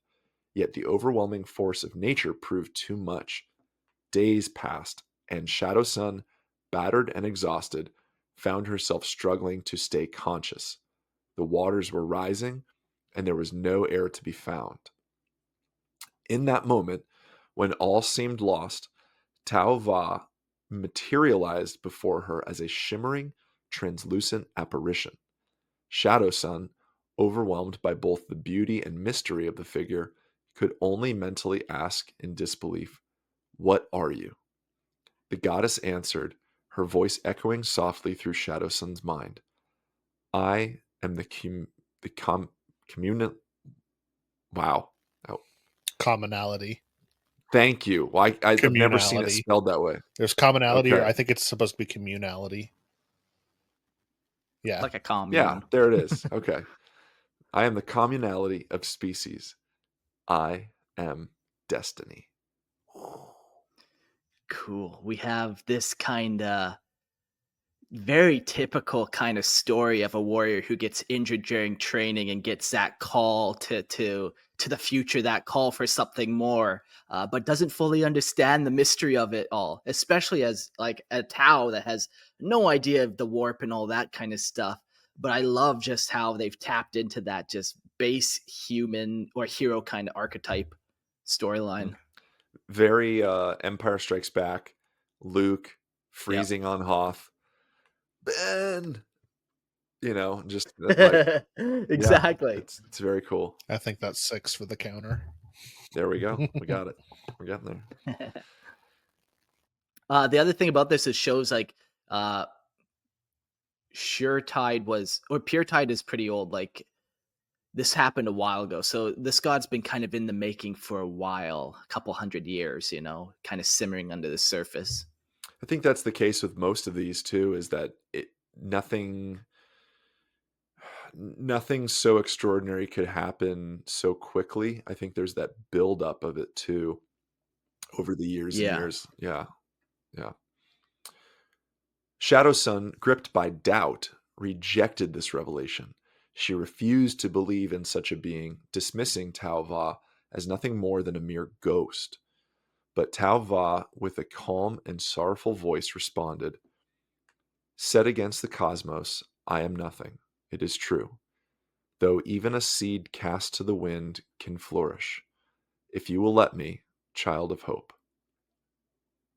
With those words, the raging waters around Shadow Sun began to subside, and she could see once again. Her vision cleared, and in the stillness that followed, Shadow Sun asked what she could do to repay this mysterious being. Tao Va's reply was simple yet profound. "I simply wish to exist, child." As Shadow Sun's head broke through the surface of the water, Tao Va faded from sight, leaving no trace behind. The young commander, still dazed from the ordeal, escaped the labyrinth, but the memory of the encounter lingered like a shadow in her mind. Though she had been saved, she couldn't bring herself to accept what happened. The image of the goddess, so pure and strange, continued to haunt her thoughts. Was it a ghost, a vision, or something more? The doubt remained, but one thing was certain. The moment the presence of Tao Va had touched her soul in a way she could neither deny or fully understand. I nearly had I just need a moment, I'm verklempt time there. Like it got me it got me up a little bit on the emotions, guys. It was good. Oh, I have a hot take. Oh God. I think she's going to be like a god of deception or something. She's playing very nice with the Tau because they're young, naive, and easy to manipulate, but she's going to corrupt them horrifically later in the lore. So it's Zinch? This is just Chinch the whole time, yeah. Oh, that could be, maybe. No, I guess he is kind of deceptive, but just I'm reading all of this and it feels so like, oh, I just want to exist. I just want to help people. Nothing that comes from the warp wants to help That's people. the best thing about the Tau. It's a magical place, man. We can all get along and have a great time over there. Yeah, just accept it. This is great. No. Come join the Empire. I refuse. This can be your god too. No. I refuse. It's so interesting. Like Shadow hits her head, gets this crazy vision. The god says something. I simply wish to exist. But like What do we know about Korn's motivations? You know, it's so easy to just be like blood for the blood god, like, but this one just wants to exist, be in harmony, I guess. Or And if it's a reflection, okay, tinfoil hat, gentlemen, here we go. Boop, boop, boop. If it's a reflection of the Tao themselves and the idea of greater good and whatnot, the Tao is not a galactic player at that time. They're a small speck, right? But they're moving, they're changing, they're growing, they're evolving, they're doing everything, and they themselves, see themselves as something that needs to matter. The greater good, though, is being overshadowed by the Imperium, chaos, other Xenos, everything. They are trying to spread this seed of hope, and yet it's so hard for it to exist in a grim, dark world, in a grim, dark galaxy. So Tau Va's desire is simply to exist, just to be, much like the Tau. They want to exist. They want to spread this idea that is being squashed by just everything around them, and to be part of the Galactic Players Association, the GPA, if you will, of 40K. Just making that up. But excuse me, I think that mirrors the Tao's way so wonderfully. And especially, again, if you look yeah. into the influences of Japanese culture and the way that it works with, kind of reflecting in the Tao, is to simply exist, not to be anything Yeah. greater, not to be anything less, but just to be and to exist within everything else in harmony. So suck it, Logan. What do you think of that? Oh, you're not gonna like what I'm about to say, because Okay, I what do have you a got? response. No, I love that. Get your tinfoil hat for your tinfoil hat. I've got. So, Hang on. Yep. Okay, I'm ready. I appreciate you. So Fingers up. the warp, it has a distorted version in it of whatever is coming from here. So anger gets distorted, becomes corn. Greed and lust becomes Slanesh, etc., etc., etc. The Tau are so bad that their twisted mirror image is actually a good deity. The greater good that they're preaching is a lie. They're monstrous, enslaving society, just like any other nation. But because they lie so much and say we're for the greater good, that has manifested. Who hurt you in the as a warp. child? Did one bad Tau hurt you when All you the were bad younger Tau and now hurt you me. hate I them mean, all? I think I this is what I see here. I have to defend that the Tau are bad, and this is my justification for it. I do like that. I do like that theory. I think it's fun. And Mark, you and the guys in way earlier episodes touched upon the ethereals kind of using like a pheromone thing to I know, okay, put your hands down, Logan. I know, to control the minds of their subjects, and I like that idea as well. What? Just saying. Yeah, pheromone or possibly some type of psychic organ, like maybe alongside the ethereals, like 2,000 years ago, when the first kind of pop of Tau Va was the ethereals coming together, like that first initial, like, hey, we should work together. Something psychic broke not only in them, but also in the Immaterium and created this god. And then that could now be playing into how they are kind of able to mind control everyone. They got this little switch of psychic in them now. I Just like going it. back though, like Logan, so you're saying what I'm hearing you say at its core is that humanity, man, is inherently good and better than everything else because we have birthed Korn, Nurgle, and Zinch, and those are all bad things. Woo. So then we must be inherently good.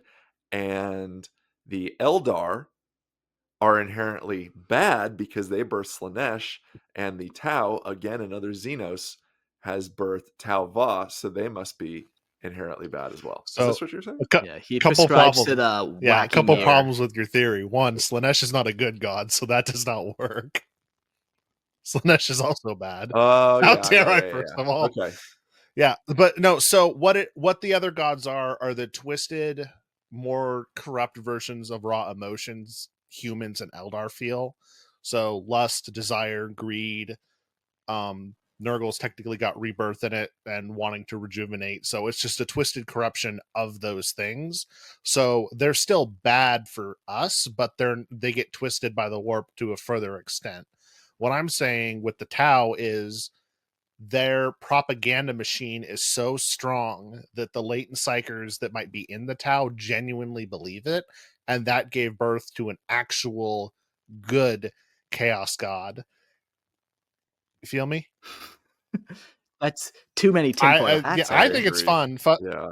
What's bad is good. And next, you're going to be talking about the Night Lord's No, Primarch and how he's actually a good guy because he psychically saw it all. No, Yeah. I'm being accused by chat of hating plan. fun, which is just wrong. You guys just you're not as conspiratorial as I am.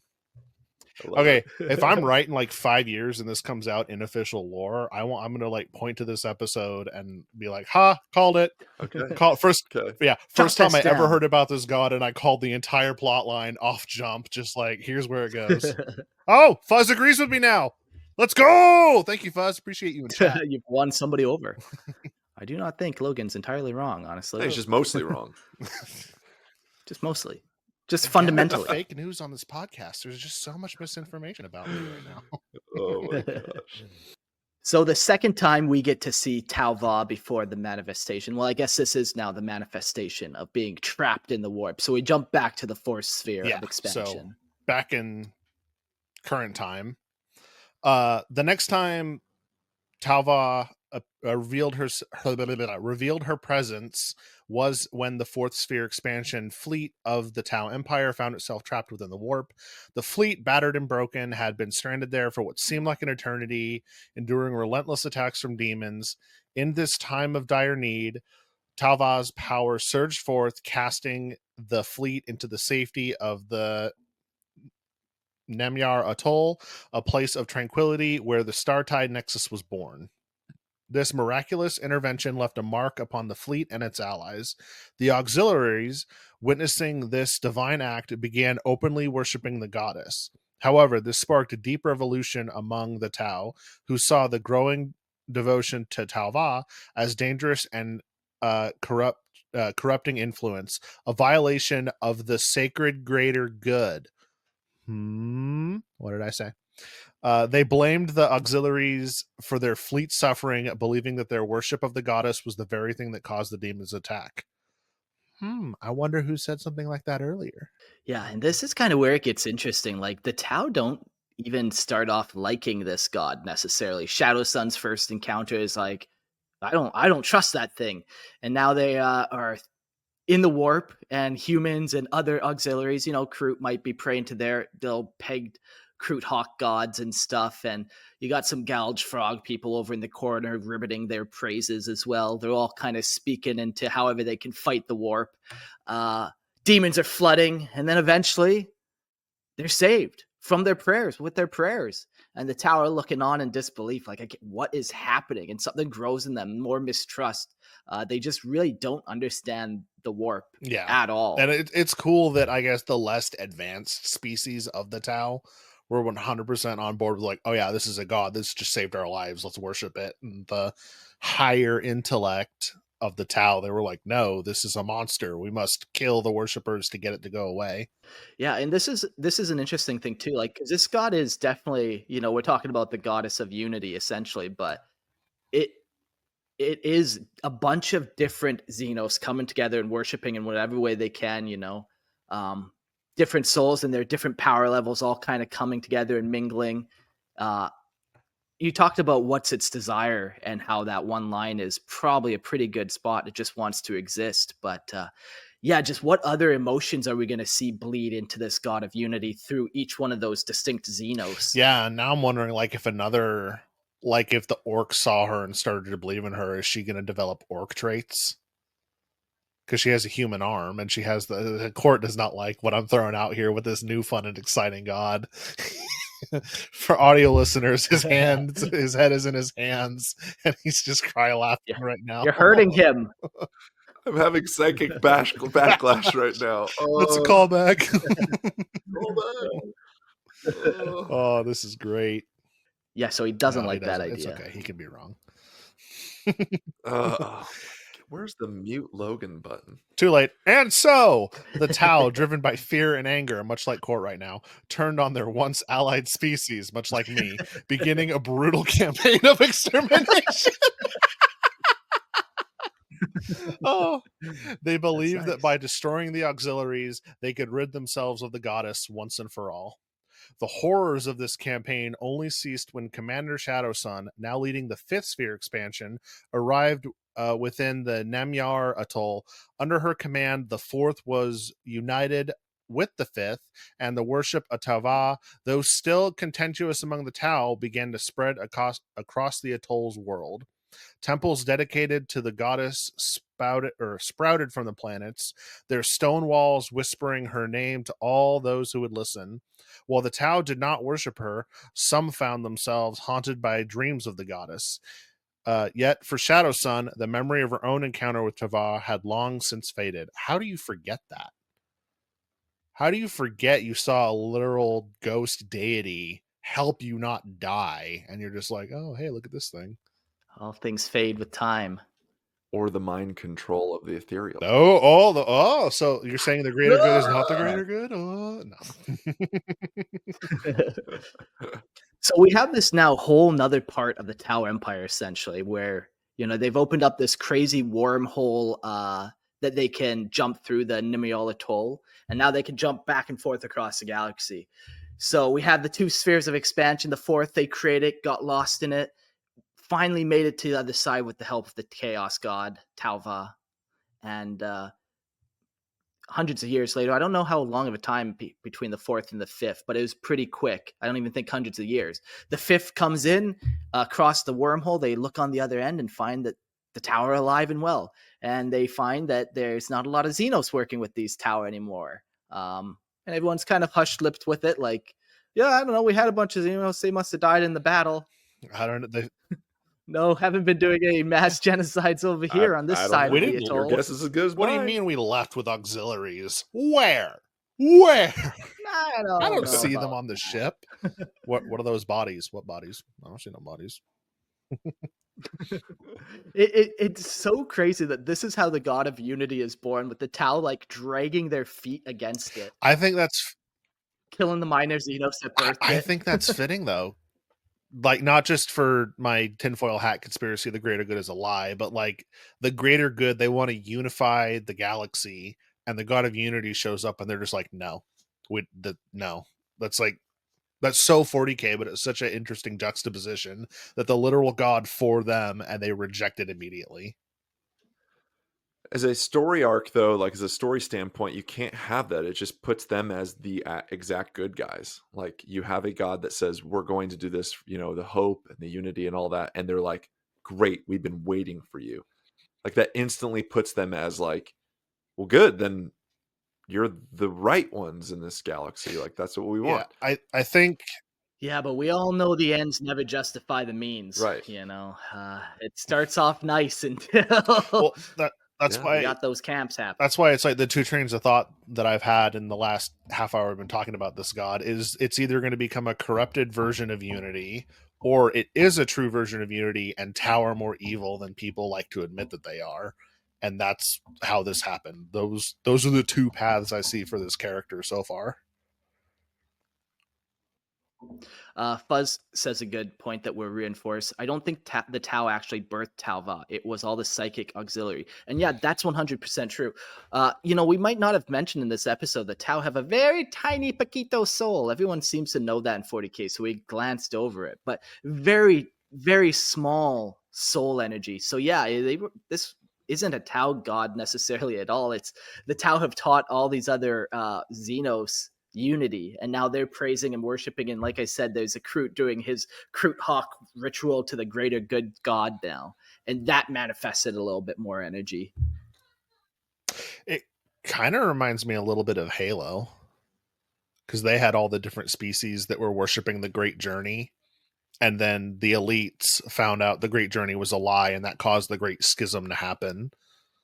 And this, while not explicitly said, this is kind of like that. All the minor species believe in this new deity, but the Tau, the elite one of the faction, disagree with it. So the fourth sphere at least turns into a schism and kills itself. I think it's like a very normal thing to think. Like, just imagine you're this scientific race, and then you're finally presented in front of a god. Talva is standing in front of you, and all of a sudden you're like, "What? Gods weren't real." And you kind of have to crash your whole worldview before you can even accept that this chaos god is potentially even a thing. Yeah, it makes sense why a lot of the Tau like didn't worship her. They're just like, "What the heck is that?" But I have a feeling like they'll come around. They'll come around to it. They're just in their disbelief stage. Yeah, they gotta go through depression, anger, and then they'll get to acceptance, right? The loss of their Yeah, innocence. exactly. Well, what was her words before? It says, I'm That scrolling up. she Simply wish to wished to exist, exist. but she said, yeah. I am destiny. Okay.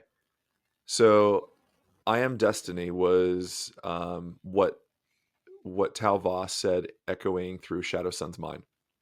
Destiny is so often not what you think it would be. So many times, here we go, philosophical. Oh. So many times when you go and you get to that point that you wanted so badly, it looks very different.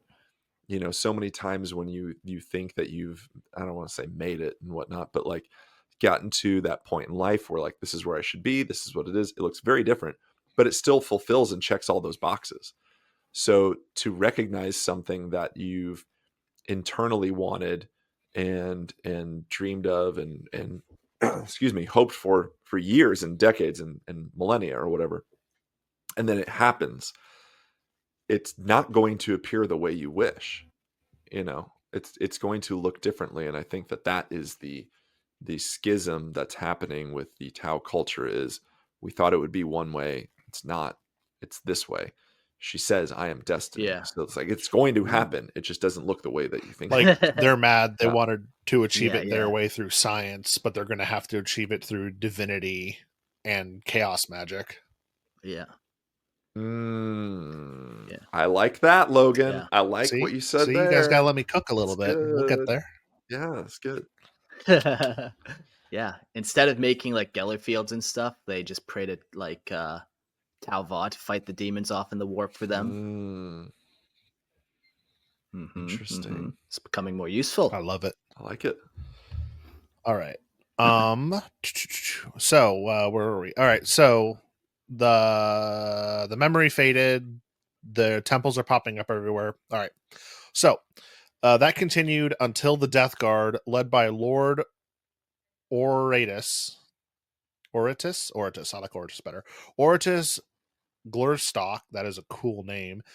That's his Christian That's his name. Christian It's name. a Christian name. Yeah. He didn't change that after that. Nurgle. His mother calls him No. Ori, though. All right, I'm going to call him Ori now because you said that. That isn't Ori Glurtosk. Lord OG invaded the atoll on the planet Pikun. While fighting off the forces of chaos, Shadow Sun stumbled upon one of Talva's temple. The sight of the statue of the goddess was enough to trigger a sudden and violent flashback to her near-drowning experience beneath Dalith's Mount Kanji. Filled with rage and confusion, Shadow Sun destroyed the statue and ordered the Earth Cast to tear down every temple dedicated to Talva. But the Death Guard's forces... There's there's anger So right now she's there. feeding corn. Good job. But one more step along acceptance. yeah, true. You're right. Anger. I forgot we made that earlier, but yeah, we're on the way. But as the Death Guard's forces drew nearer to the Startide Nexus, the Shadow Sun found herself desperate. She realized that only by turning to the very auxiliary she had once rejected could she hope to save the atoll. In a moment of reluctant faith, Shadow Sun asked the auxiliaries to pray to Talva to call upon the goddess's power to turn the tide of battle. She led a boarding action against OG's flagship, the Nephilim, determined to stop it before it could breach the Nexus. As they board the warship, auxiliaries began chanting, their voices rising in unison. Talva, keep us. Talva, hear our prayers. Talva, watch over us. Talva, hear our prayers. Talva, keep us. Their words had a powerful effect, weakening the Death Guard's forces. Yet, despite their prayers, Shadow Sun's assault ultimately failed. The Tau and their auxiliaries were forced to retreat, but their prayers were not in vain. Unseen forces were at work, and the Death Guard's fate was sealed. The sorcerer Diminus Thurgaline, once a loyal follower of OG, began to receive visions from the goddess. He foresaw that entering the Startide Nexus would trap the Death Guard within the warp forever. Despite his warnings, OG pressed on, leading a split within his fleet. Most of his ships, under Thurglane's guidance, abandoned the Nexus. Only the Nephilim and 2 other warships ventured deeper, seeking to breach the enigmatic realm. Logan saying that is going to be my ringtone. Glad I could be there for you, Grimaldus. Yeah. Words of affirmation right there. The chat has been so divided over my takes tonight. It's been great to watch. And if you join the Imperial Tithe, you can see how wrong I am live on screen. But Thurgline was right. Glurtok's fleet became ensnared in the warp, unable to escape. After what felt like an eternity, the towering figure of Talva appeared before the Nephilim. A stunned Gerstok, on the verge of madness, demanded to know what she was. Talva's voice was serene, yet her words carried the weight of ages. I am the goddess Talva. Glurstock, enraged, denied her power, shouting that the Tau were godless, but Talva's voice remained calm. But their allies are not. Ooh. With it. Yeah, that's a line. That's a shut up, sit down, boy. With a swift and overwhelming gesture, the goddess seized the Nephilim. That is a big goddess, so she can pick up a ship, holding it fast in the warp. The Chaos Lord, consumed by madness, could not comprehend what was happening. His mind unraveled in the face of such divine power. Later, as Shadow Sun recovered from the invasion, she remembered her first encounter with Talva beneath the mountain of Dialath, when the goddess had saved her from death. The news of the Death Guard's defeat reached her, and she learned that the warships had entered the Startide Nexus and were now trapped in the warp. With this knowledge, Shadow Sun immediately ordered the cessation of the destruction of Talva's temples. The goddess had not only saved her once more, but her influence was growing even among the most stubborn and fearful of the Tau. And perhaps Shadow Sun began to understand that the goddess' presence was not a curse, but a force of hope. Oh man, I just love that line, but their allies are not. And it's just like, okay, so the Tau have this god now that is supposed to be their god. It's in the name, but they have no say over what this god does ultimately. Yeah, they can try to manipulate all their auxiliaries into believing things, but they're going to believe what they're going to believe and create apparently gods in your name and image for you that might not represent you fully anyways. The funny thing, too, with the creation of this god that is seemingly the only malevolent thing in this entire galaxy is it kind of actually does make the Tau the good guys. Because they have the only kind, good, and caring god in the universe. Now, she's serving their purpose right now. But I think, though, when we see how this god operates, like, kind and caring, in my mind, does not lead to war and more bloodshed, where this god definitely does. Like I said, the ends, they don't ever justify the means, and when you take this kind of ideology too far and, I know what's best for everybody in the galaxy, it's going to go sideways, and that's going to lead to evil. Often even more horrendous evil. So maybe, fun take. Third option for what they could do with this character is the Tau start to keep praying to her and kind of weaponizing her, and she becomes a more twisted version and turns into what the greater good is, and it's just the Tau's greedy expansion of the galaxy. Well, what's kind of crazy is they can't do that, though. They can pray and worship all day long, but their soul is not enough to do it in the first place. Like, they would never be able to compete with the Xenos. Well, they could just get the Xenos to do it for them. Well, yeah, like, you could always manipulate and use more propaganda and stuff, but ultimately it's so out of their control. This foreign thing that they like have no understanding of, they don't seem to want to know about it. We're happy to just leave it alone. Now that has a god in their image and they're like, "Oh god, we have no control." It just is. This is Yeah. exciting. Yeah, it's a fun little idea. It's definitely fun how they kind of combined all these different races together to do this. So, on the other side of the fourth and fifth sphere expansion, the portal that had torn through reality became known as the Startide Nexus, a gateway both wondrous and ominous. This wormhole would later serve as the foundation for the fifth sphere of expansion, but the scars of the fourth sphere ordeal were not so easily healed. Their point of reemergence, fortified into the Nemiar Atoll, became a bastion born of trauma and desperation. Dark rumors began to swirl regarding the fate of the Fourth Sphere's auxiliaries. Alien allies once embraced under the banner of the greater good, whispers spoke of expulsions, mass executions, and betrayals as the Tau survivors, hardened by their ordeals, sought scapegoats for the horrors they endured. These chilling accounts suggested that auxiliary psychic perceptions may have been inadvertently birthed the warped god entity that saved them, a paradox that transformed gratitude into hatred. The Tau of the Fourth Sphere, who were rediscovered by the Empire, were deeply altered. They carried with them the cold brutality and xenophobia that stood stark in contrast to the ideas of unity and cooperation exposed by the greater good. Tales of their actions, massacres of human prisoners, calculated sacrifices of Xenos auxiliary forces, and infamous events like the massacre of the Dolan Lakes and the 8 Days of Infamy cast a shadow over their legacy. Even the intervention of Commander Shadowsun and the Ethereal Council, who had imposed the ritual punishment of Makla upon the commanders, could not entirely cleanse the stain. This is crazy. The Tau go gangster. They go very chaotic. They go hard and just purge all the Xenos from their rank. Sometimes they're doing it in ritualistic ways and stuff, which leads me to believe that maybe now the gods, the Chaos gods, have taken an interest in the Tau a little bit. Maybe Korn was pushing them to do this. It's, sure, it's a minor soul, but it's better than no soul. $1 to me on Patreon is better than no dollars to me on Patreon.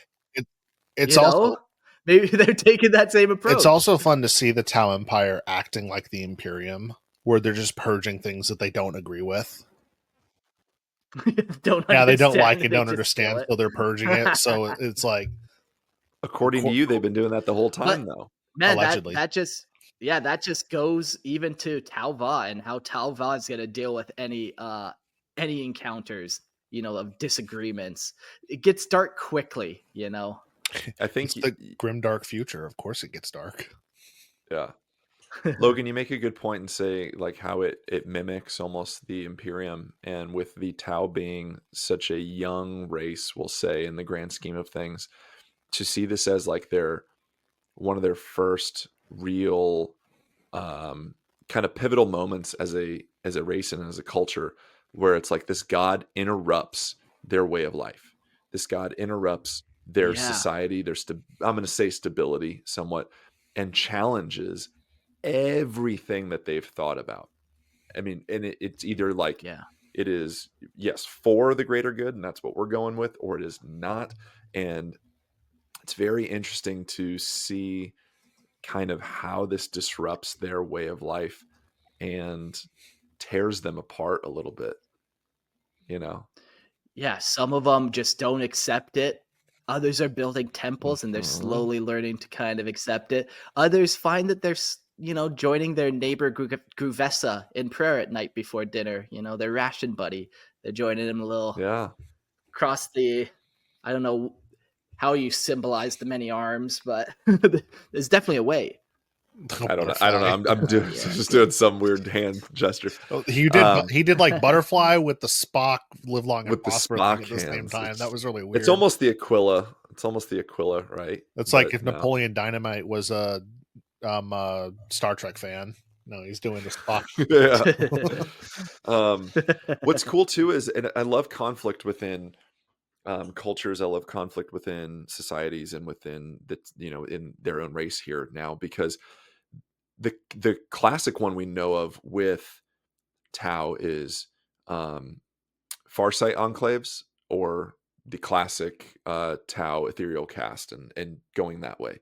And so they're still both kind of serving the greater good in their own way, and it's just a rebellious nature versus kind of the controlled nature.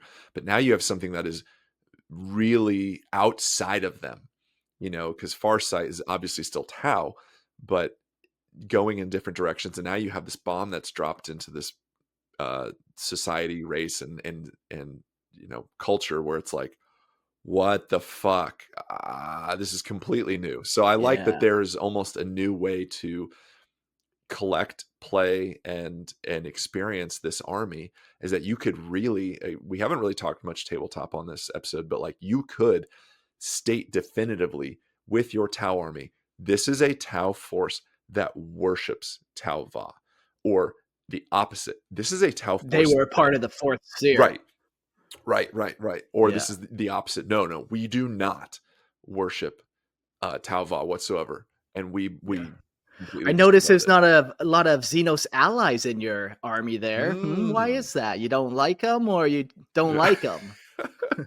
Well, will the Tau that don't believe in them start chanting death to the false greater good? Ooh, yeah. Your corpse god, the greater good. Your false good. Your false good. The trauma culminated in rebellion with auxiliaries within the fourth sphere. Contingents rose up, most notably in the Bloody Crute uprisings on Kaysan. In response, the Ethereals decreed the removal of all non-Tau auxiliary forces from the fourth sphere forces, an act of grim pragmatism that underscores the unbridgeable rift between ideologies and reality.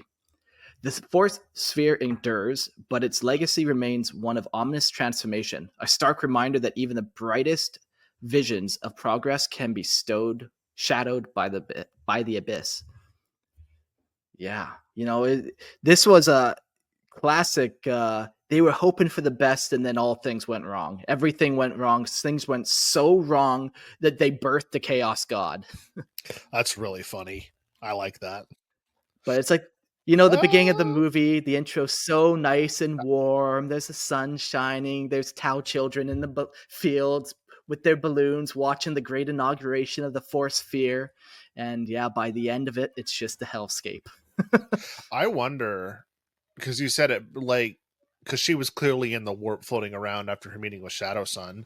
I wonder if it was all the auxiliaries on the ship that were panicking and asking for something to save them that made her appear before the fourth sphere. Because I'm sure the tower just trying to figure out how to navigate it, but all the auxiliaries freaking out going, won't something save us? And then she appeared. But why are they even asking to be saved by something outside themselves? If you're I'm going to say inferior race, as most of the auxiliaries are. You're telling me the Crute Hounds are intelligent? I know. No, okay. Look, it is my job. That's the bit we do here, Logan. It's the bit.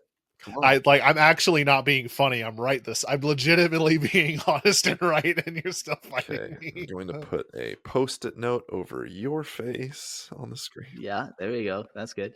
That, and combined with the mute button, we can do wonders. We got it. What were you going to say? It would be really funny if you released a version of this podcast but had my audio muted, so there's just like a couple minutes of silence. So then you guys are like, dude, that's a horrible take.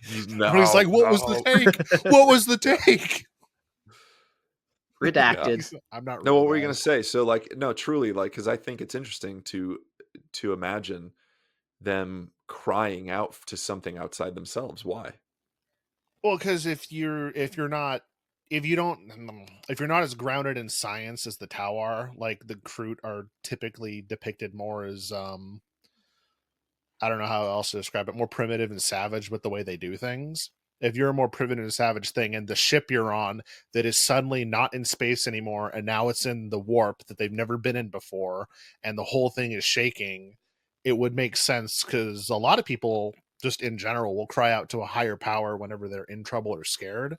So it just feels to me that that instance of so many auxiliaries freaking out all at the same time is what brought her from the one thing that only one Tau saw into a actual full goddess that was able to impact the immaterium and the materium.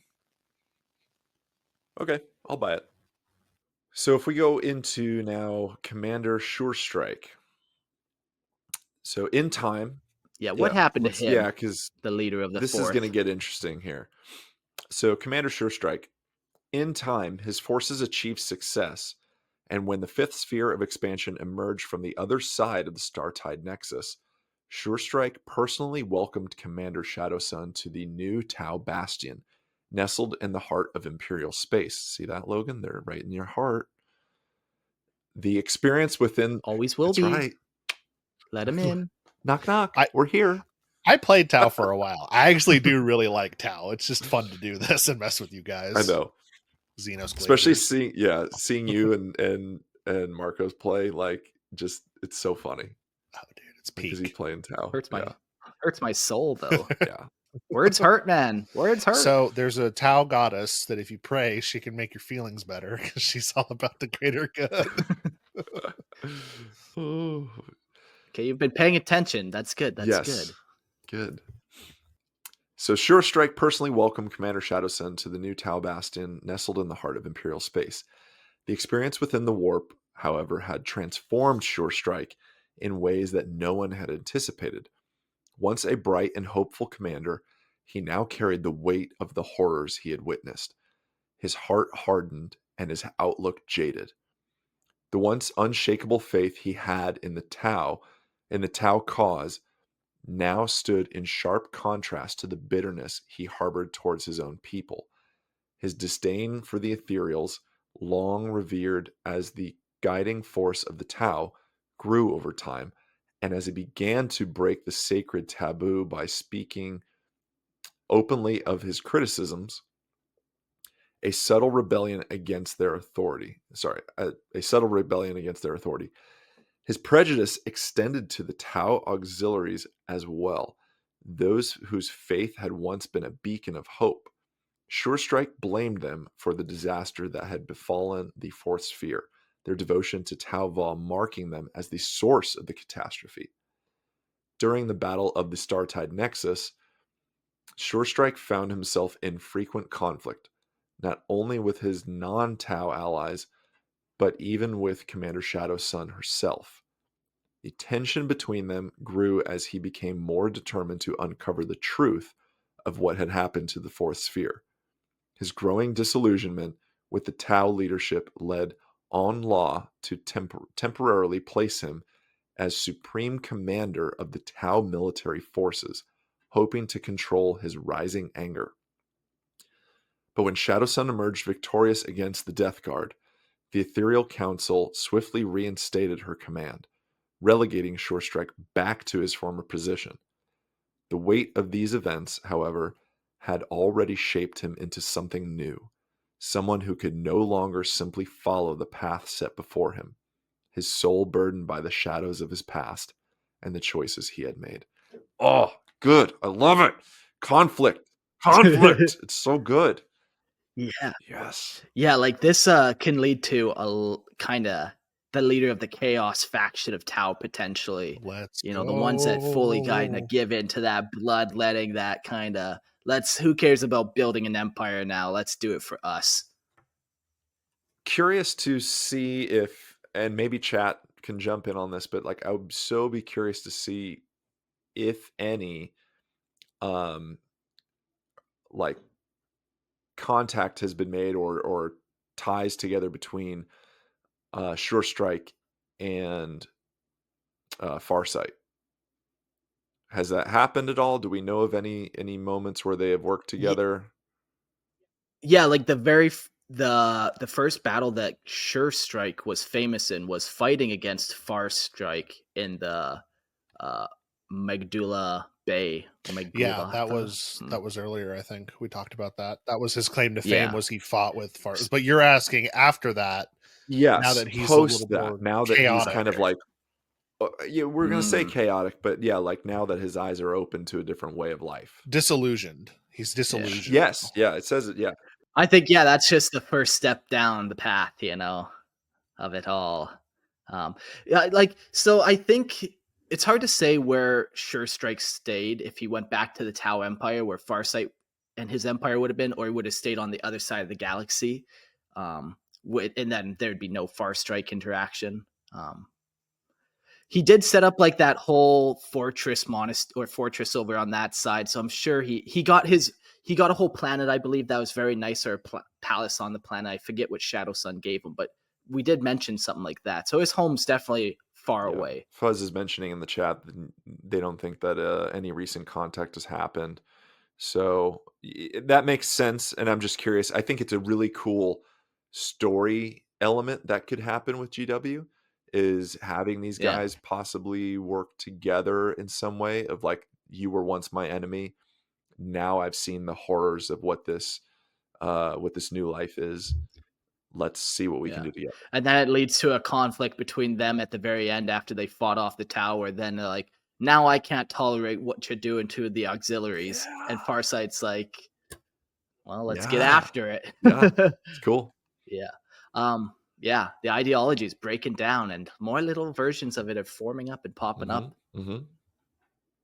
Very nice. It looks like I'm going to take us home here. So, the Yeah, so the Startide final little Nexus. piece, that is kind of where the story ends with all of them. Yeah, we do have the Startide Nexus, which is like this object that we'll get into. That's now a big permanent feature of the galaxy. Um, Pretty cool story overall, I think. I like that the Tau didn't create the god. It's definitely a bunch of Xenos created it, not the Tau. I do like that you've been referring to the auxiliaries as Xenos, but not the Tau. Like they aren't Xenos too. I've been noticing that subtleness this episode. Just staying in character for this episode, just Yeah, he's on my team. It's Xeno us versus Gort. sympathizer for sure. um, yeah, and the Startide Nexus. Now, this is a huge kind of thing that lots of games can revolve around. We got two kind of empires now that are starting to form up for the Tau Empire. So yeah, we can just have a couple more things happening. Yeah. So, the Startide Nexus is a newly formed vortex in the fabric of space, a shimmering gateway that stands as a stable bridge between the distant sept worlds of the Tau and the far-reaching Nemyar Atoll, nestled deep within the Imperium's domain. At first, the creation of the Nexus was a tragic accident, with the fleet of the Fourth Sphere expansion initiated a bold jump through the AL-38 slipstream module drives, hoping to escape the burning tides of the Damocles Gulf. They unknowingly set off a cataclysmic event. The AL-38 slipstream prototypes, untried in such numbers, fired simultaneously, tearing a rift in the warp itself. The fleet, once full of hope and promise, was engulfed by this tear. The Tau Empire, devastated, assumed that the Fourth Sphere was lost forever, mourning the fleet's tragic end. Yet, unbeknownst to them, the fleet would not perish, but had been stranded within the chaotic warp, preyed upon by demons, their future uncertain. It wasn't until the formation of the Great Rift that the Fourth Sphere's fragmented fleet was pulled from the warp by an unseen, powerful force. This miraculous escape caused the Startide Nexus to fully manifest, a doorway to another reality. As the Nexus materialized, the fleet emerged into real space, disoriented and uncertain of their location, but alive. Sure Strike, the fleet's commander, led his people to settle and fortify several nearby worlds, unknowingly beginning the first steps of a new era. His forces turned their attention to the Nexus, seeking to protect their newfound home. 10 years after the Fourth Sphere had vanished, a drone sent through the Startide Nexus was discovered by the Tau Empire, confirming that the fleet had survived. The Empire, eager to reclaim their lost kin, began to strengthen their own side of the Nexus. But it wasn't until a recon probe returned with undeniable evidence of the fleet's survival that the Ethereal High Council authorized an expedition. The fifth sphere expansion, led by none other than Commander Shadowsun, was dispatched to venture into the Nexus. When Shadow Sun and her forces emerged, they were greeted by the survivors of the Fourth Sphere, now reunited under her command. Together, they sought to expand the borders of the Nemyar Atoll, their presence bringing forth new sept worlds, including several once belonging to the Imperium itself. The Tau Empire seemed poised for further expansion. But their success would not last. Months into the expansion, a harrowing sight appeared. A vast Death Guard armada descended upon the Namar Atoll, while the Nexus, with the Nexus as a potential gateway to the heart of the Tau Empire. Shadow Sun and her forces were thrust into a desperate battle against the Chaos Invaders. The fate of the Nexus hung in the balance, and Shadow Sun rallied her forces to prevent the Death Guard from gaining control of the passage that could spell the end of the Tau Empire. Once the Tau Empire's side of the Nexus, the region surrounding the anomaly is so heavily fortified that it rivals the capital of the Tau itself. The entrance on the other side, leading to the unknown expanse of the Namar Atoll, is equally well guarded by the worlds that stand watch over the rift. The Startide Nexus, a pathway of hope and peril, remains as a symbol of both possibility and the ominous forces that now stir within its depths. That is Fucking such so a cool. Yeah, that is. That's really like the Eye of Terror and Cadia kind of thing going on, but it's a much Yeah. Yeah. smaller scale, specific to the Tau Empire. Like, and I think Fuzz said this earlier, that there's a lot of comparisons between the Imperium, or parallels between the Imperium and the Tau Empire in the latest codex. This is just another one that the Imperium has this giant fortifications around the Eye of Terror. They have them around this Nexus. It's so cool. I love this. This makes me happy to see where the Tau have gone. Yeah, where there's almost like an evolutionary path that you all take. You grow up, you create a star god, and you then fortify an empire against it. Seems like that's what all the races kind of do, and it's nice. Create some big bad evil you got to battle for the rest of your life. Yeah, I love how they just fortify both sides of this spot. Turn them into just these bastion fortification worlds, and I just picture their rail guns that are like locked on to where the hole of the gate is, that are shooting rail cannons from planets over through to the rift just to guard it. Yeah, definitely. That's just, the whole thing is cool. And just, I know they're not played on the tabletop a lot, but the Tau defensive structures that they have, I'm just picturing them like floating in a Yeah. ring around the thing with just giant railguns pointing out so nothing can go through it. It's so cool. I Yeah. want to see visuals of this. I'm so happy. Cool. Well, that's the end of the notes. We got our call-ins now, and we got some questions. Fuzz in the chat. You can come on board. Hey, welcome. Hey, how's it going, everybody? Hey, Fuzz. Oh man. Happy to be So here. we got ourselves a Tau god on our hands. What are we going to do about it? Are we going to round it up and give it a beat down, or what? Man, like, there's so many things about Tauva, the goddess. Like, oh my god, I'm just trying to think where to start, because this is something I've been thinking about just for a while. Like, honestly, ever since I read about her.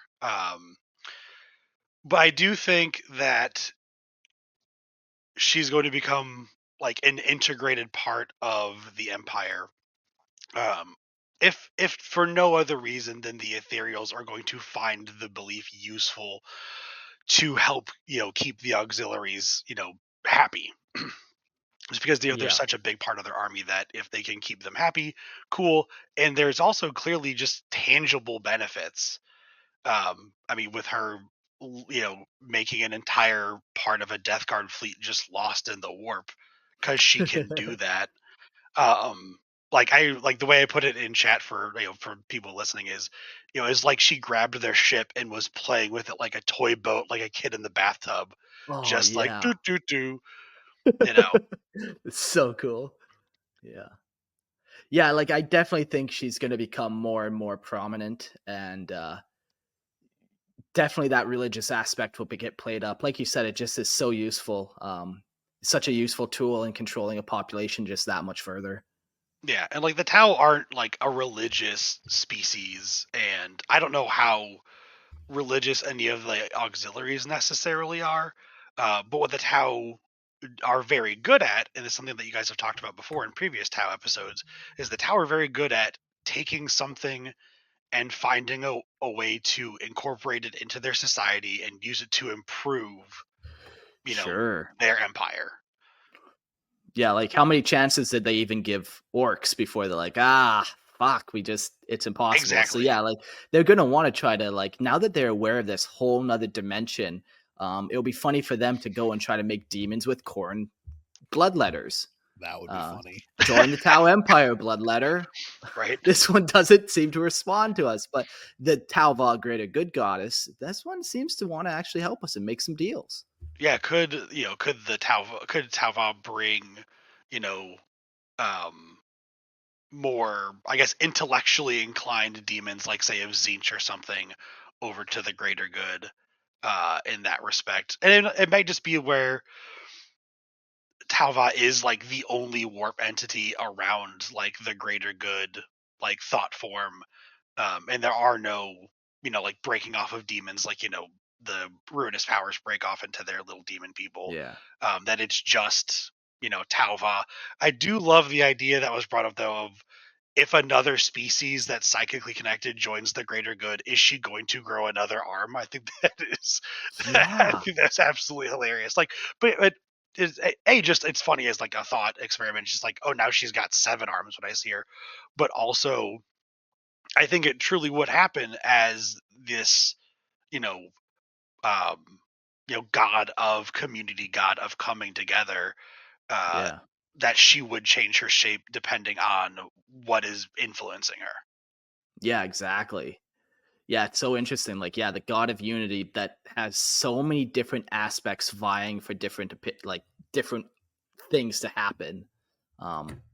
Yeah, each one of those hands, one is holding the quill and the other one's holding the sword, and you're just like, well, which hand are we using today for Unity? Which Xenos brought which? And that way, which is, I mean, absolutely something that the Tau have always done. Like, Yeah, Hydra Logan was talking about it, sort of in jest, but also like the Tau are very much like, I'll always liken the Tau to the Roman Empire, and they have that very much join or die mentality. Like they'll send their water caste people to talk to you because they want you to join the Tau Empire. They think that you're going to be beneficial to it. But if you don't, they yeah, can't have you as a threat out there to the greater good. yeah. So I'm gonna jump on the Logan bandwagon real quick. So yeah, okay, just appreciate it for a moment. We talk about Talva being like the goddess of unity, um, but we also mention that the warp is a like dark reflection upon real space.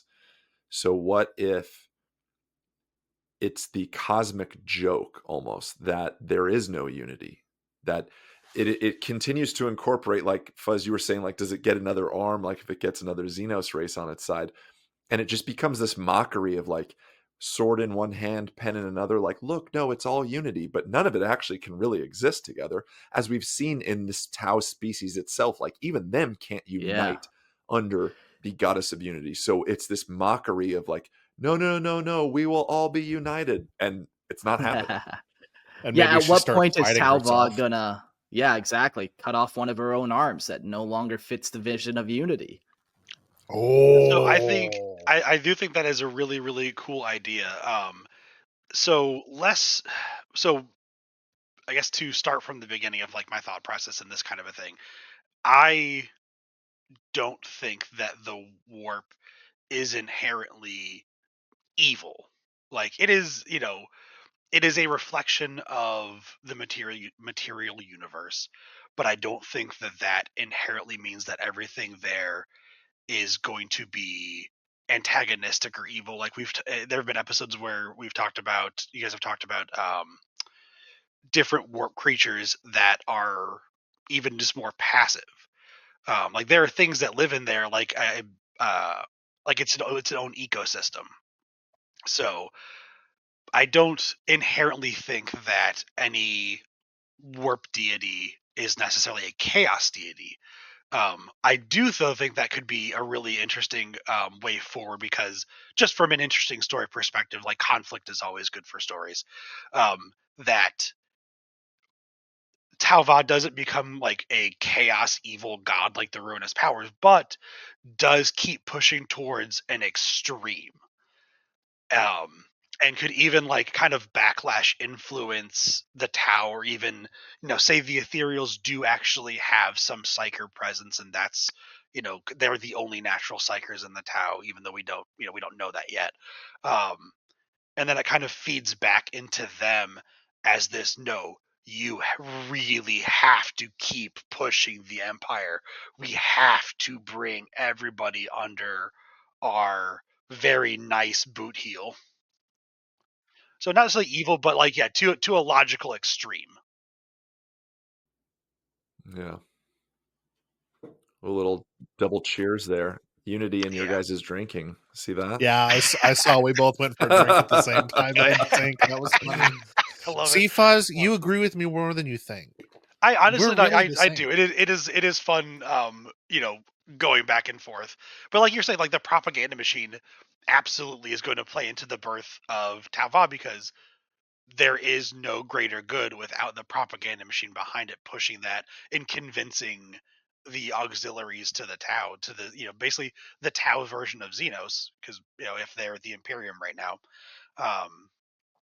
One thing I'd also been thinking about, and I think I'd part of the message I sent to you, Mark, the other day, was we also don't know when Tauva was born, because as again talked about in previous warp episodes, when a warp entity is created, they now exist all across time. Yeah. So was Tauva created when the auxiliaries and the Tau of the Force Sphere went into the warp? I think that's a really cool idea, because it is a big touchstone moment in the Tau Empire's push forward. Yeah. But because clearly Shadow Sun talks to Tauva before that happens. Yeah, like So there's like the pregnancy stage, so to speak, and then the actual birth. And I think like when that rip stream module opened up, that was the actual birth of it. But yeah, there's that lingering effect for a long time before. yeah, That would have or just also so good. that slowly just would have built from the very first time like Tau made that deal with the ethereals, like let's all unite, and then they build a planet, they go to the first alien, unite with that one, the power grows just that much more. Yeah. Do you mind if I go off on at least 3 different tangent ideas? Yes, lay it on us. Yes. So one of them, just like the kind of just the progression of where I was going with this is, you know, Tau could have been created 4,000 years in the future, even say if the Tau do develop natural psychers. Like it could just be any kind of variation thereof. Um, One thing with like the like ripping open the warp, or I guess 2 things. I guess kind of the way I had seen it was the force sphere became hostile towards the auxiliaries, partially because like Tava showed up and they're like, oh shit, another fucking thing here.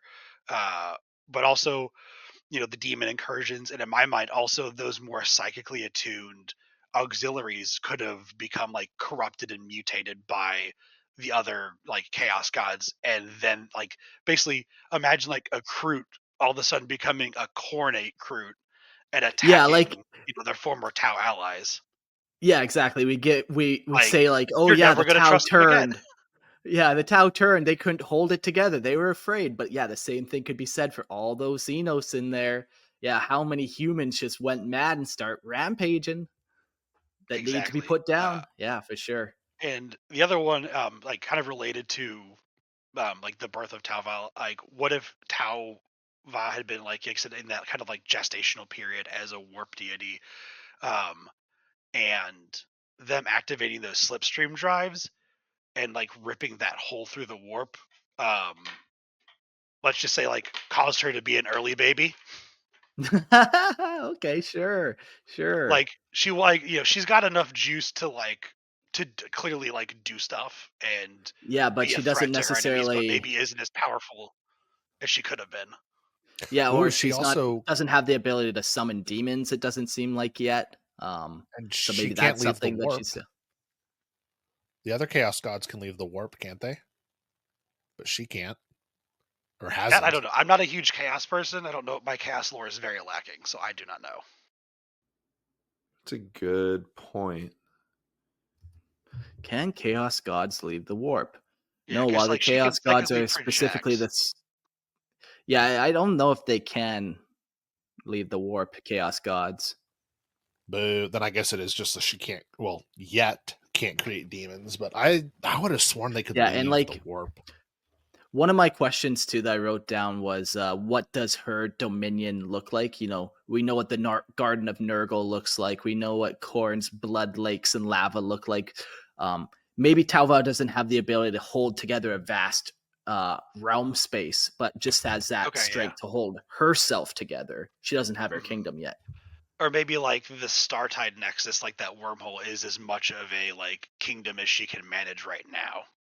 Sure, and that's why she could like kind of throw that ship around and have dominion over it. Yeah. So one other thing that I was thinking of, and this is kind of a more like weird, almost like nothing to do with Tauva, but just like the Tau in general, is so like Logan was saying, you know, some parallels between the Tau Empire and the Imperials, and I had been kind of noticing the same thing. I just finished reading the Tau 10th edition codex, putting on my own tinfoil hat because so the Ethereals came like out of left field, came out of nowhere. Basically like UFO light showed up and then the ethereal showed up. So like tinfoil Or hat. warp lights. Yeah, like tinfoil hat is that they were Tau who were abducted by basically like a last remnant like world, like not world ship, but like generational like seed ship from like the golden age of technology and humanity that like took them up, like uplifted these primitive Tau into the ethereals and dropped them back down to like start a new version of the Imperium, but try to do it better or something like that. Logan loves that idea. The Imperium is perfect in every way, and I will hear none of this heresy. Well, see, now it's Yeah. better because the Tau don't ruin their ecosystems when they build their empire. Allegedly, that's Imperial. That's According to the Codex, which is written by the Imperium, they do not. Oh, Propaganda. propaganda. I wonder, the like, Tau's Imperial propaganda machine is so strong it's infected the Imperial people writing it. Oh, that's nice. I can That's cope why my way out of anything That's you why say the right Imperial now. worlds fall to the Empire. It's true. Allegedly. Wait, I've never seen this. It's never happened. The Imperium has never fallen to the Tau. How dare you? Denied, Just on the denied, God of denied. Unity, like I wonder if it could have even been around kind of in its lingering phases before the Tau even kind of came, and the Tau just happened to be a good kind of manifestation to latch onto, a good kind of Ooh, that's a really cool idea. anchor point. So like, you know, those lights was actually like a Tau, or no, sorry, was Tauva flown around whispering to the ethereals about unity. And this unity god was made, first of all, during the Great Crusade when the Emperor tried to unite humanity. Then it was made during some great fucking Eldar crusade or whatever. You know, there's a bunch of points all throughout history of every race tries to unify itself, essentially. So it's just all that kind of combines and then has chosen the Tau to kind of puppet with.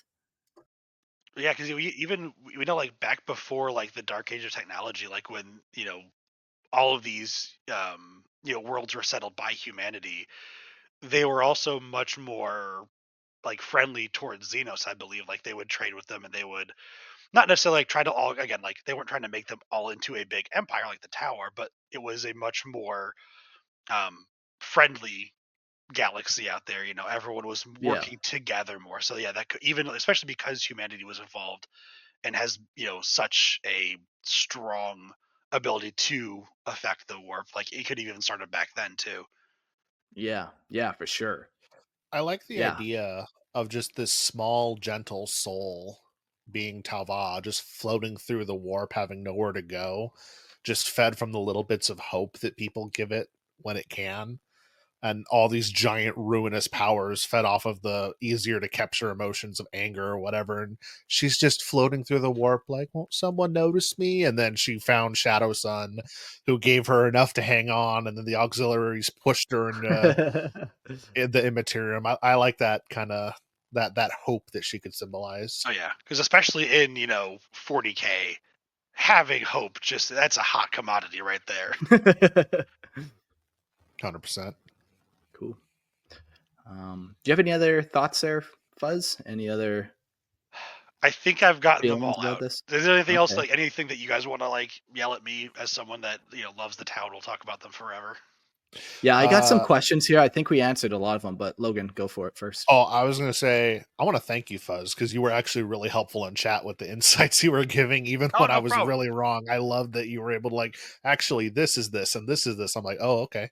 Because I don't want to be like the actually guy, but especially like when talking about the lore, sometimes like the finer points are important. No, we need it. You were not the actually guy. You were the helpful guy. Like, it's this. Thank you. Mean this. This is what you're looking for. Like, you had the answers we were fishing for throughout most of this episode, and I appreciate that. And everyone who's listening on Spotify should join the Imperial Tide so they can see these live and see when Fuzz is helping 100%. us, because it is so much easier to see what's going on when you can read chat as we talk about this. What if I'm a filthy Xenos and I listen on Apple Podcasts? We don't need a 5-star review on Apple Podcasts. We don't need to. Gosh. Are we going to be? Wait. Is this where we meet Court? Are we meeting Court now? Is that what's happening? Yeah. Dig it. Cool. Yeah, all my questions I feel like we answered pretty good. Like, what's the Tau Vaz governing, driving, feeding emotion? It's like unity, maybe a dash of hope in there, togetherness. There we go. Yeah, the god of Kumbaya. Yeah, exactly.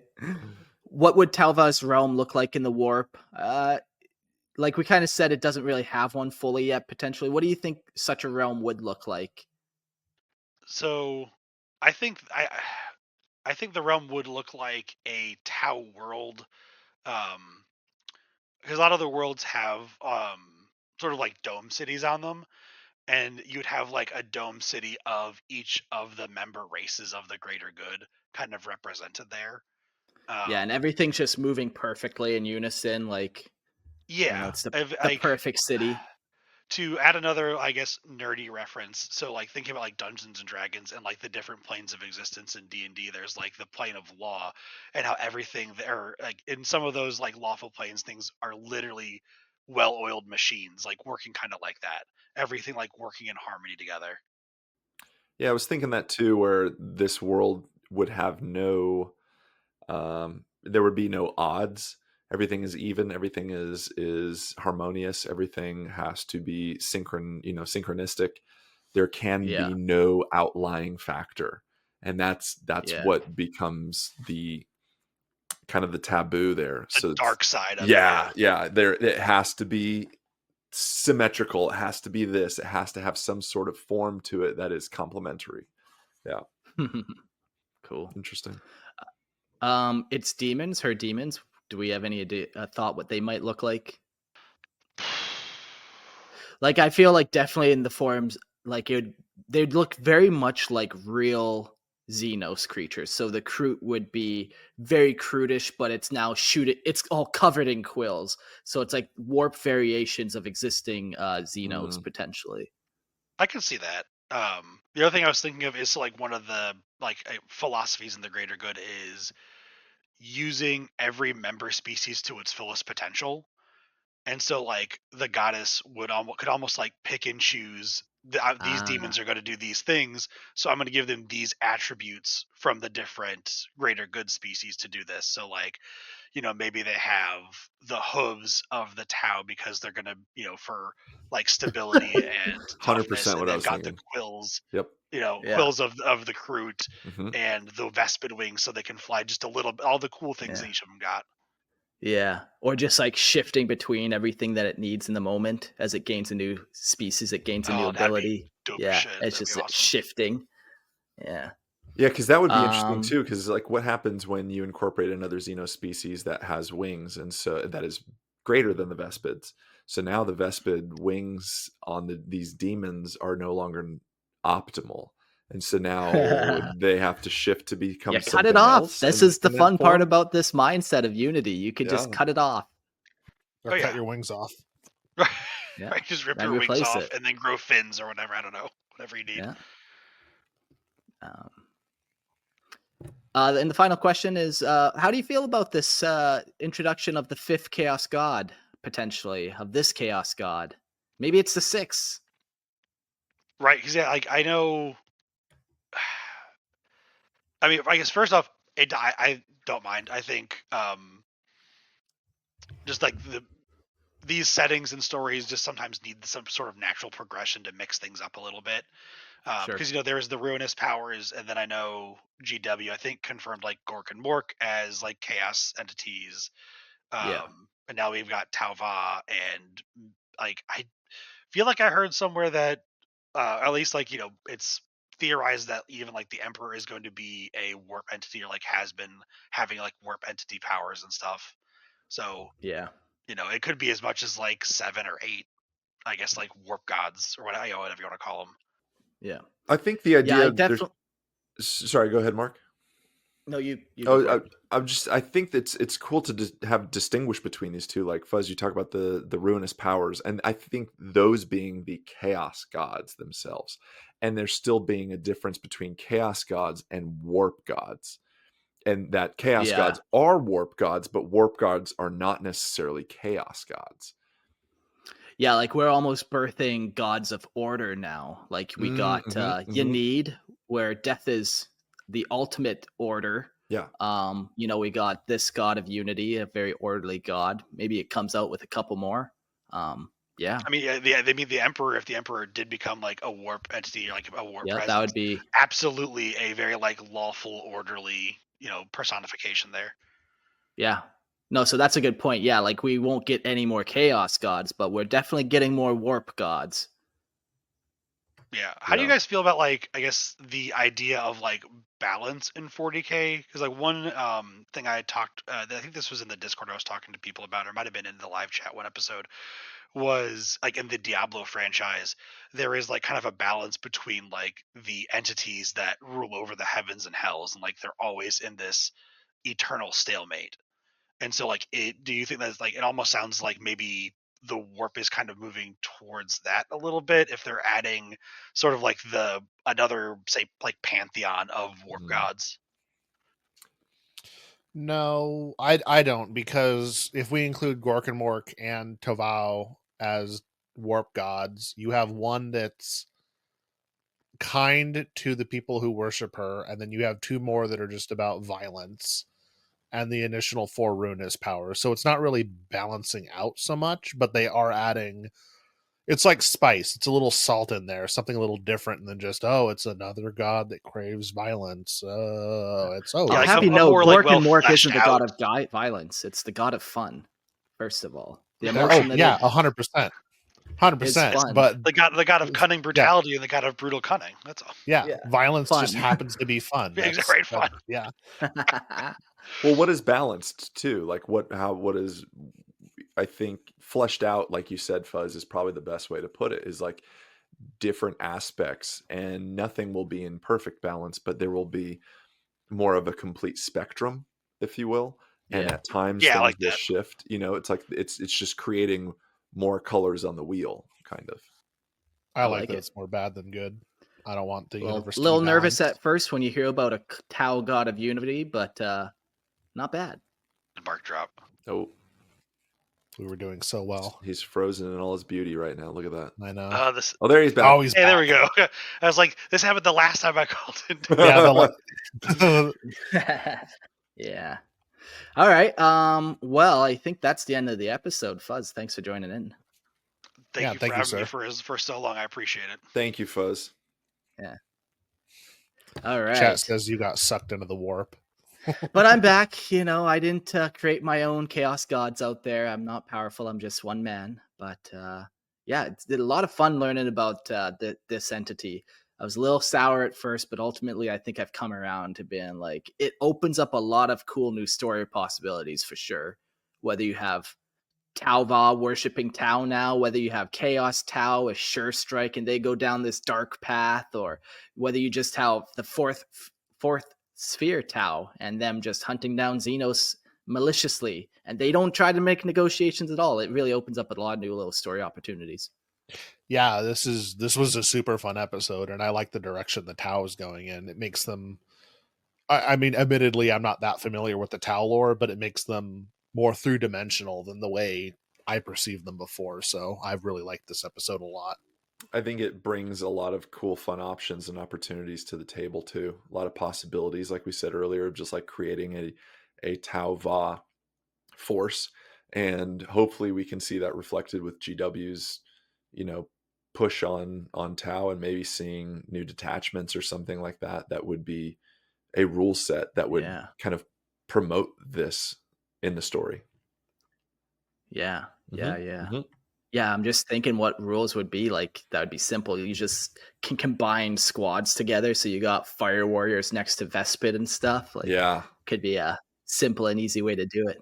Like how the Death Watch plays, because you can mix the different space. Like normally it's Infernus Marines and Interceptors, but now you can put them together in the Death Watch. It'd be the same kind of thing. Yeah, has to have 10 models. They all have to be on the same base, but it could be whichever Tau things they are. Yeah, very cool. Yeah, lots of cool stuff. Well, that's the show. We'll do some end notes and then Patreon. If you like homebrew, Lorehammer listener, lore podcast, go check it out. It's been a lot of fun recording. Some people have even just recorded lore that they've done themselves and send it to me, and I've uploaded that for them. So if you want to share your lore, send it in to Lorehammer Listen to Lore podcast. Yeah. And if you want to hear more of my ranting and raving and whatnot, you can check out the Funkatronic Rex podcasts. funkatronicrex.com. You can check it out there. We're on Apple, Spotify, but we talk about a bunch of different things from D&D, Battletech, Warhammer. We had Mark on as a guest, which was our first intro together, so it was fantastic. I want to take just a brief moment here, and I just got something that I'm very excited about. I got something in the mail. And I've been wanting this for a long time because it really brings me back to when I first started playing 40K, and it's not 3rd edition. It's not 3rd edition, but it is Inquisitor. Oh, dude, man. Old school Inquisitor core rulebook here, and it is in good condition. Yeah, so that's for like the RPG, right? Yeah, it's like the tabletop. Yeah. It's kind of RPG whatnot, but you're using minis. It's 40 mil scale, I think. But yeah, this, I remember seeing this in GW when I was like 16. So this is pretty cool. I'm very excited. I'm not necessarily going to be jumping in and playing, but like it's filled with John Blanche artwork, and I'm fucking psyched. And the other thing is, I was just on Mercari, and I just pick up a bunch of 40K stuff every now and then, like that book. And I got the 8th edition codex, which I never played, but this thing was super cheap. And the lady that sold it to me online, it's from her late husband's collection. And I don't necessarily know the story of what happened with him and whatnot, but his name was Dan. He played orcs, space marines, and specifically blood angels. I did ask about that. And so it's just really cool to have like a piece of 40K that I never played. Was kind of the introduction to the Primaris. And as you can see on the back. But I love adding more 40K history to my collection, and especially because this was loved by somebody who played and loved the game and is no longer with us. So if anybody is friends of Dan's, there you go. You can probably clone him with Cheeto prints on there and stuff. Clone him with that. Yeah. No, this is great, man. No, that's sweet. That Inquisitor book is such a cool find, man.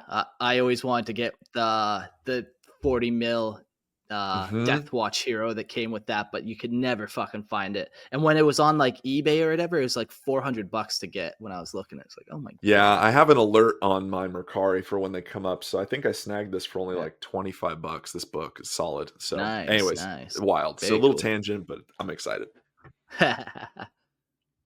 Yeah, and if you like my hot bad takes and think I'm funny, you can come check me out on YouTube at Hydra Thoughts. I've got a channel where we talk about cryptids, conspiracies, and religious mysteries. So if you want to come hang out and have some fun, check me out. Yeah, cool. All right, final shout out. Shout out to our Patreon members in the last couple of days. We got Warper, Little Tree 24, Kenner, Oliver, Ellis, and Catch. Wow, thank you guys all so much for joining the Patreon. Every dollar helps keep the show going. And yeah, life's good that way. Life's very nice that way. Cool. Well, thanks, boys. We'll see you guys on the next week. I think next time you guys are on, we're talking Emperor's Children and Fulgrim. Let's go! Ooh, he's I knew it. I knew Logan was going to be yeah. psyched And the other about that. Discord, I've been posting for Funkatronic Rex. I've been posting nonstop every leak that's coming out about the Emperor's Children, and they just revealed the silhouette of Lucius, and I'm like, "Let's go!" Because that was that was after, you know, once I accepted Chaos and played Death Guard for a little bit, and I learned more about the Emperor's Children. I'm like, oh, I'm playing the wrong faction. That's a lot more fun. So I'm so stoked. I'm so excited I get to be part of that episode. Yeah, it's gonna be fun. Yeah, we'll go a whole 4 episodes on that little series, and should be a lot of fun. So see you guys on that episode. Adios. Catch you later, guys. Cheers.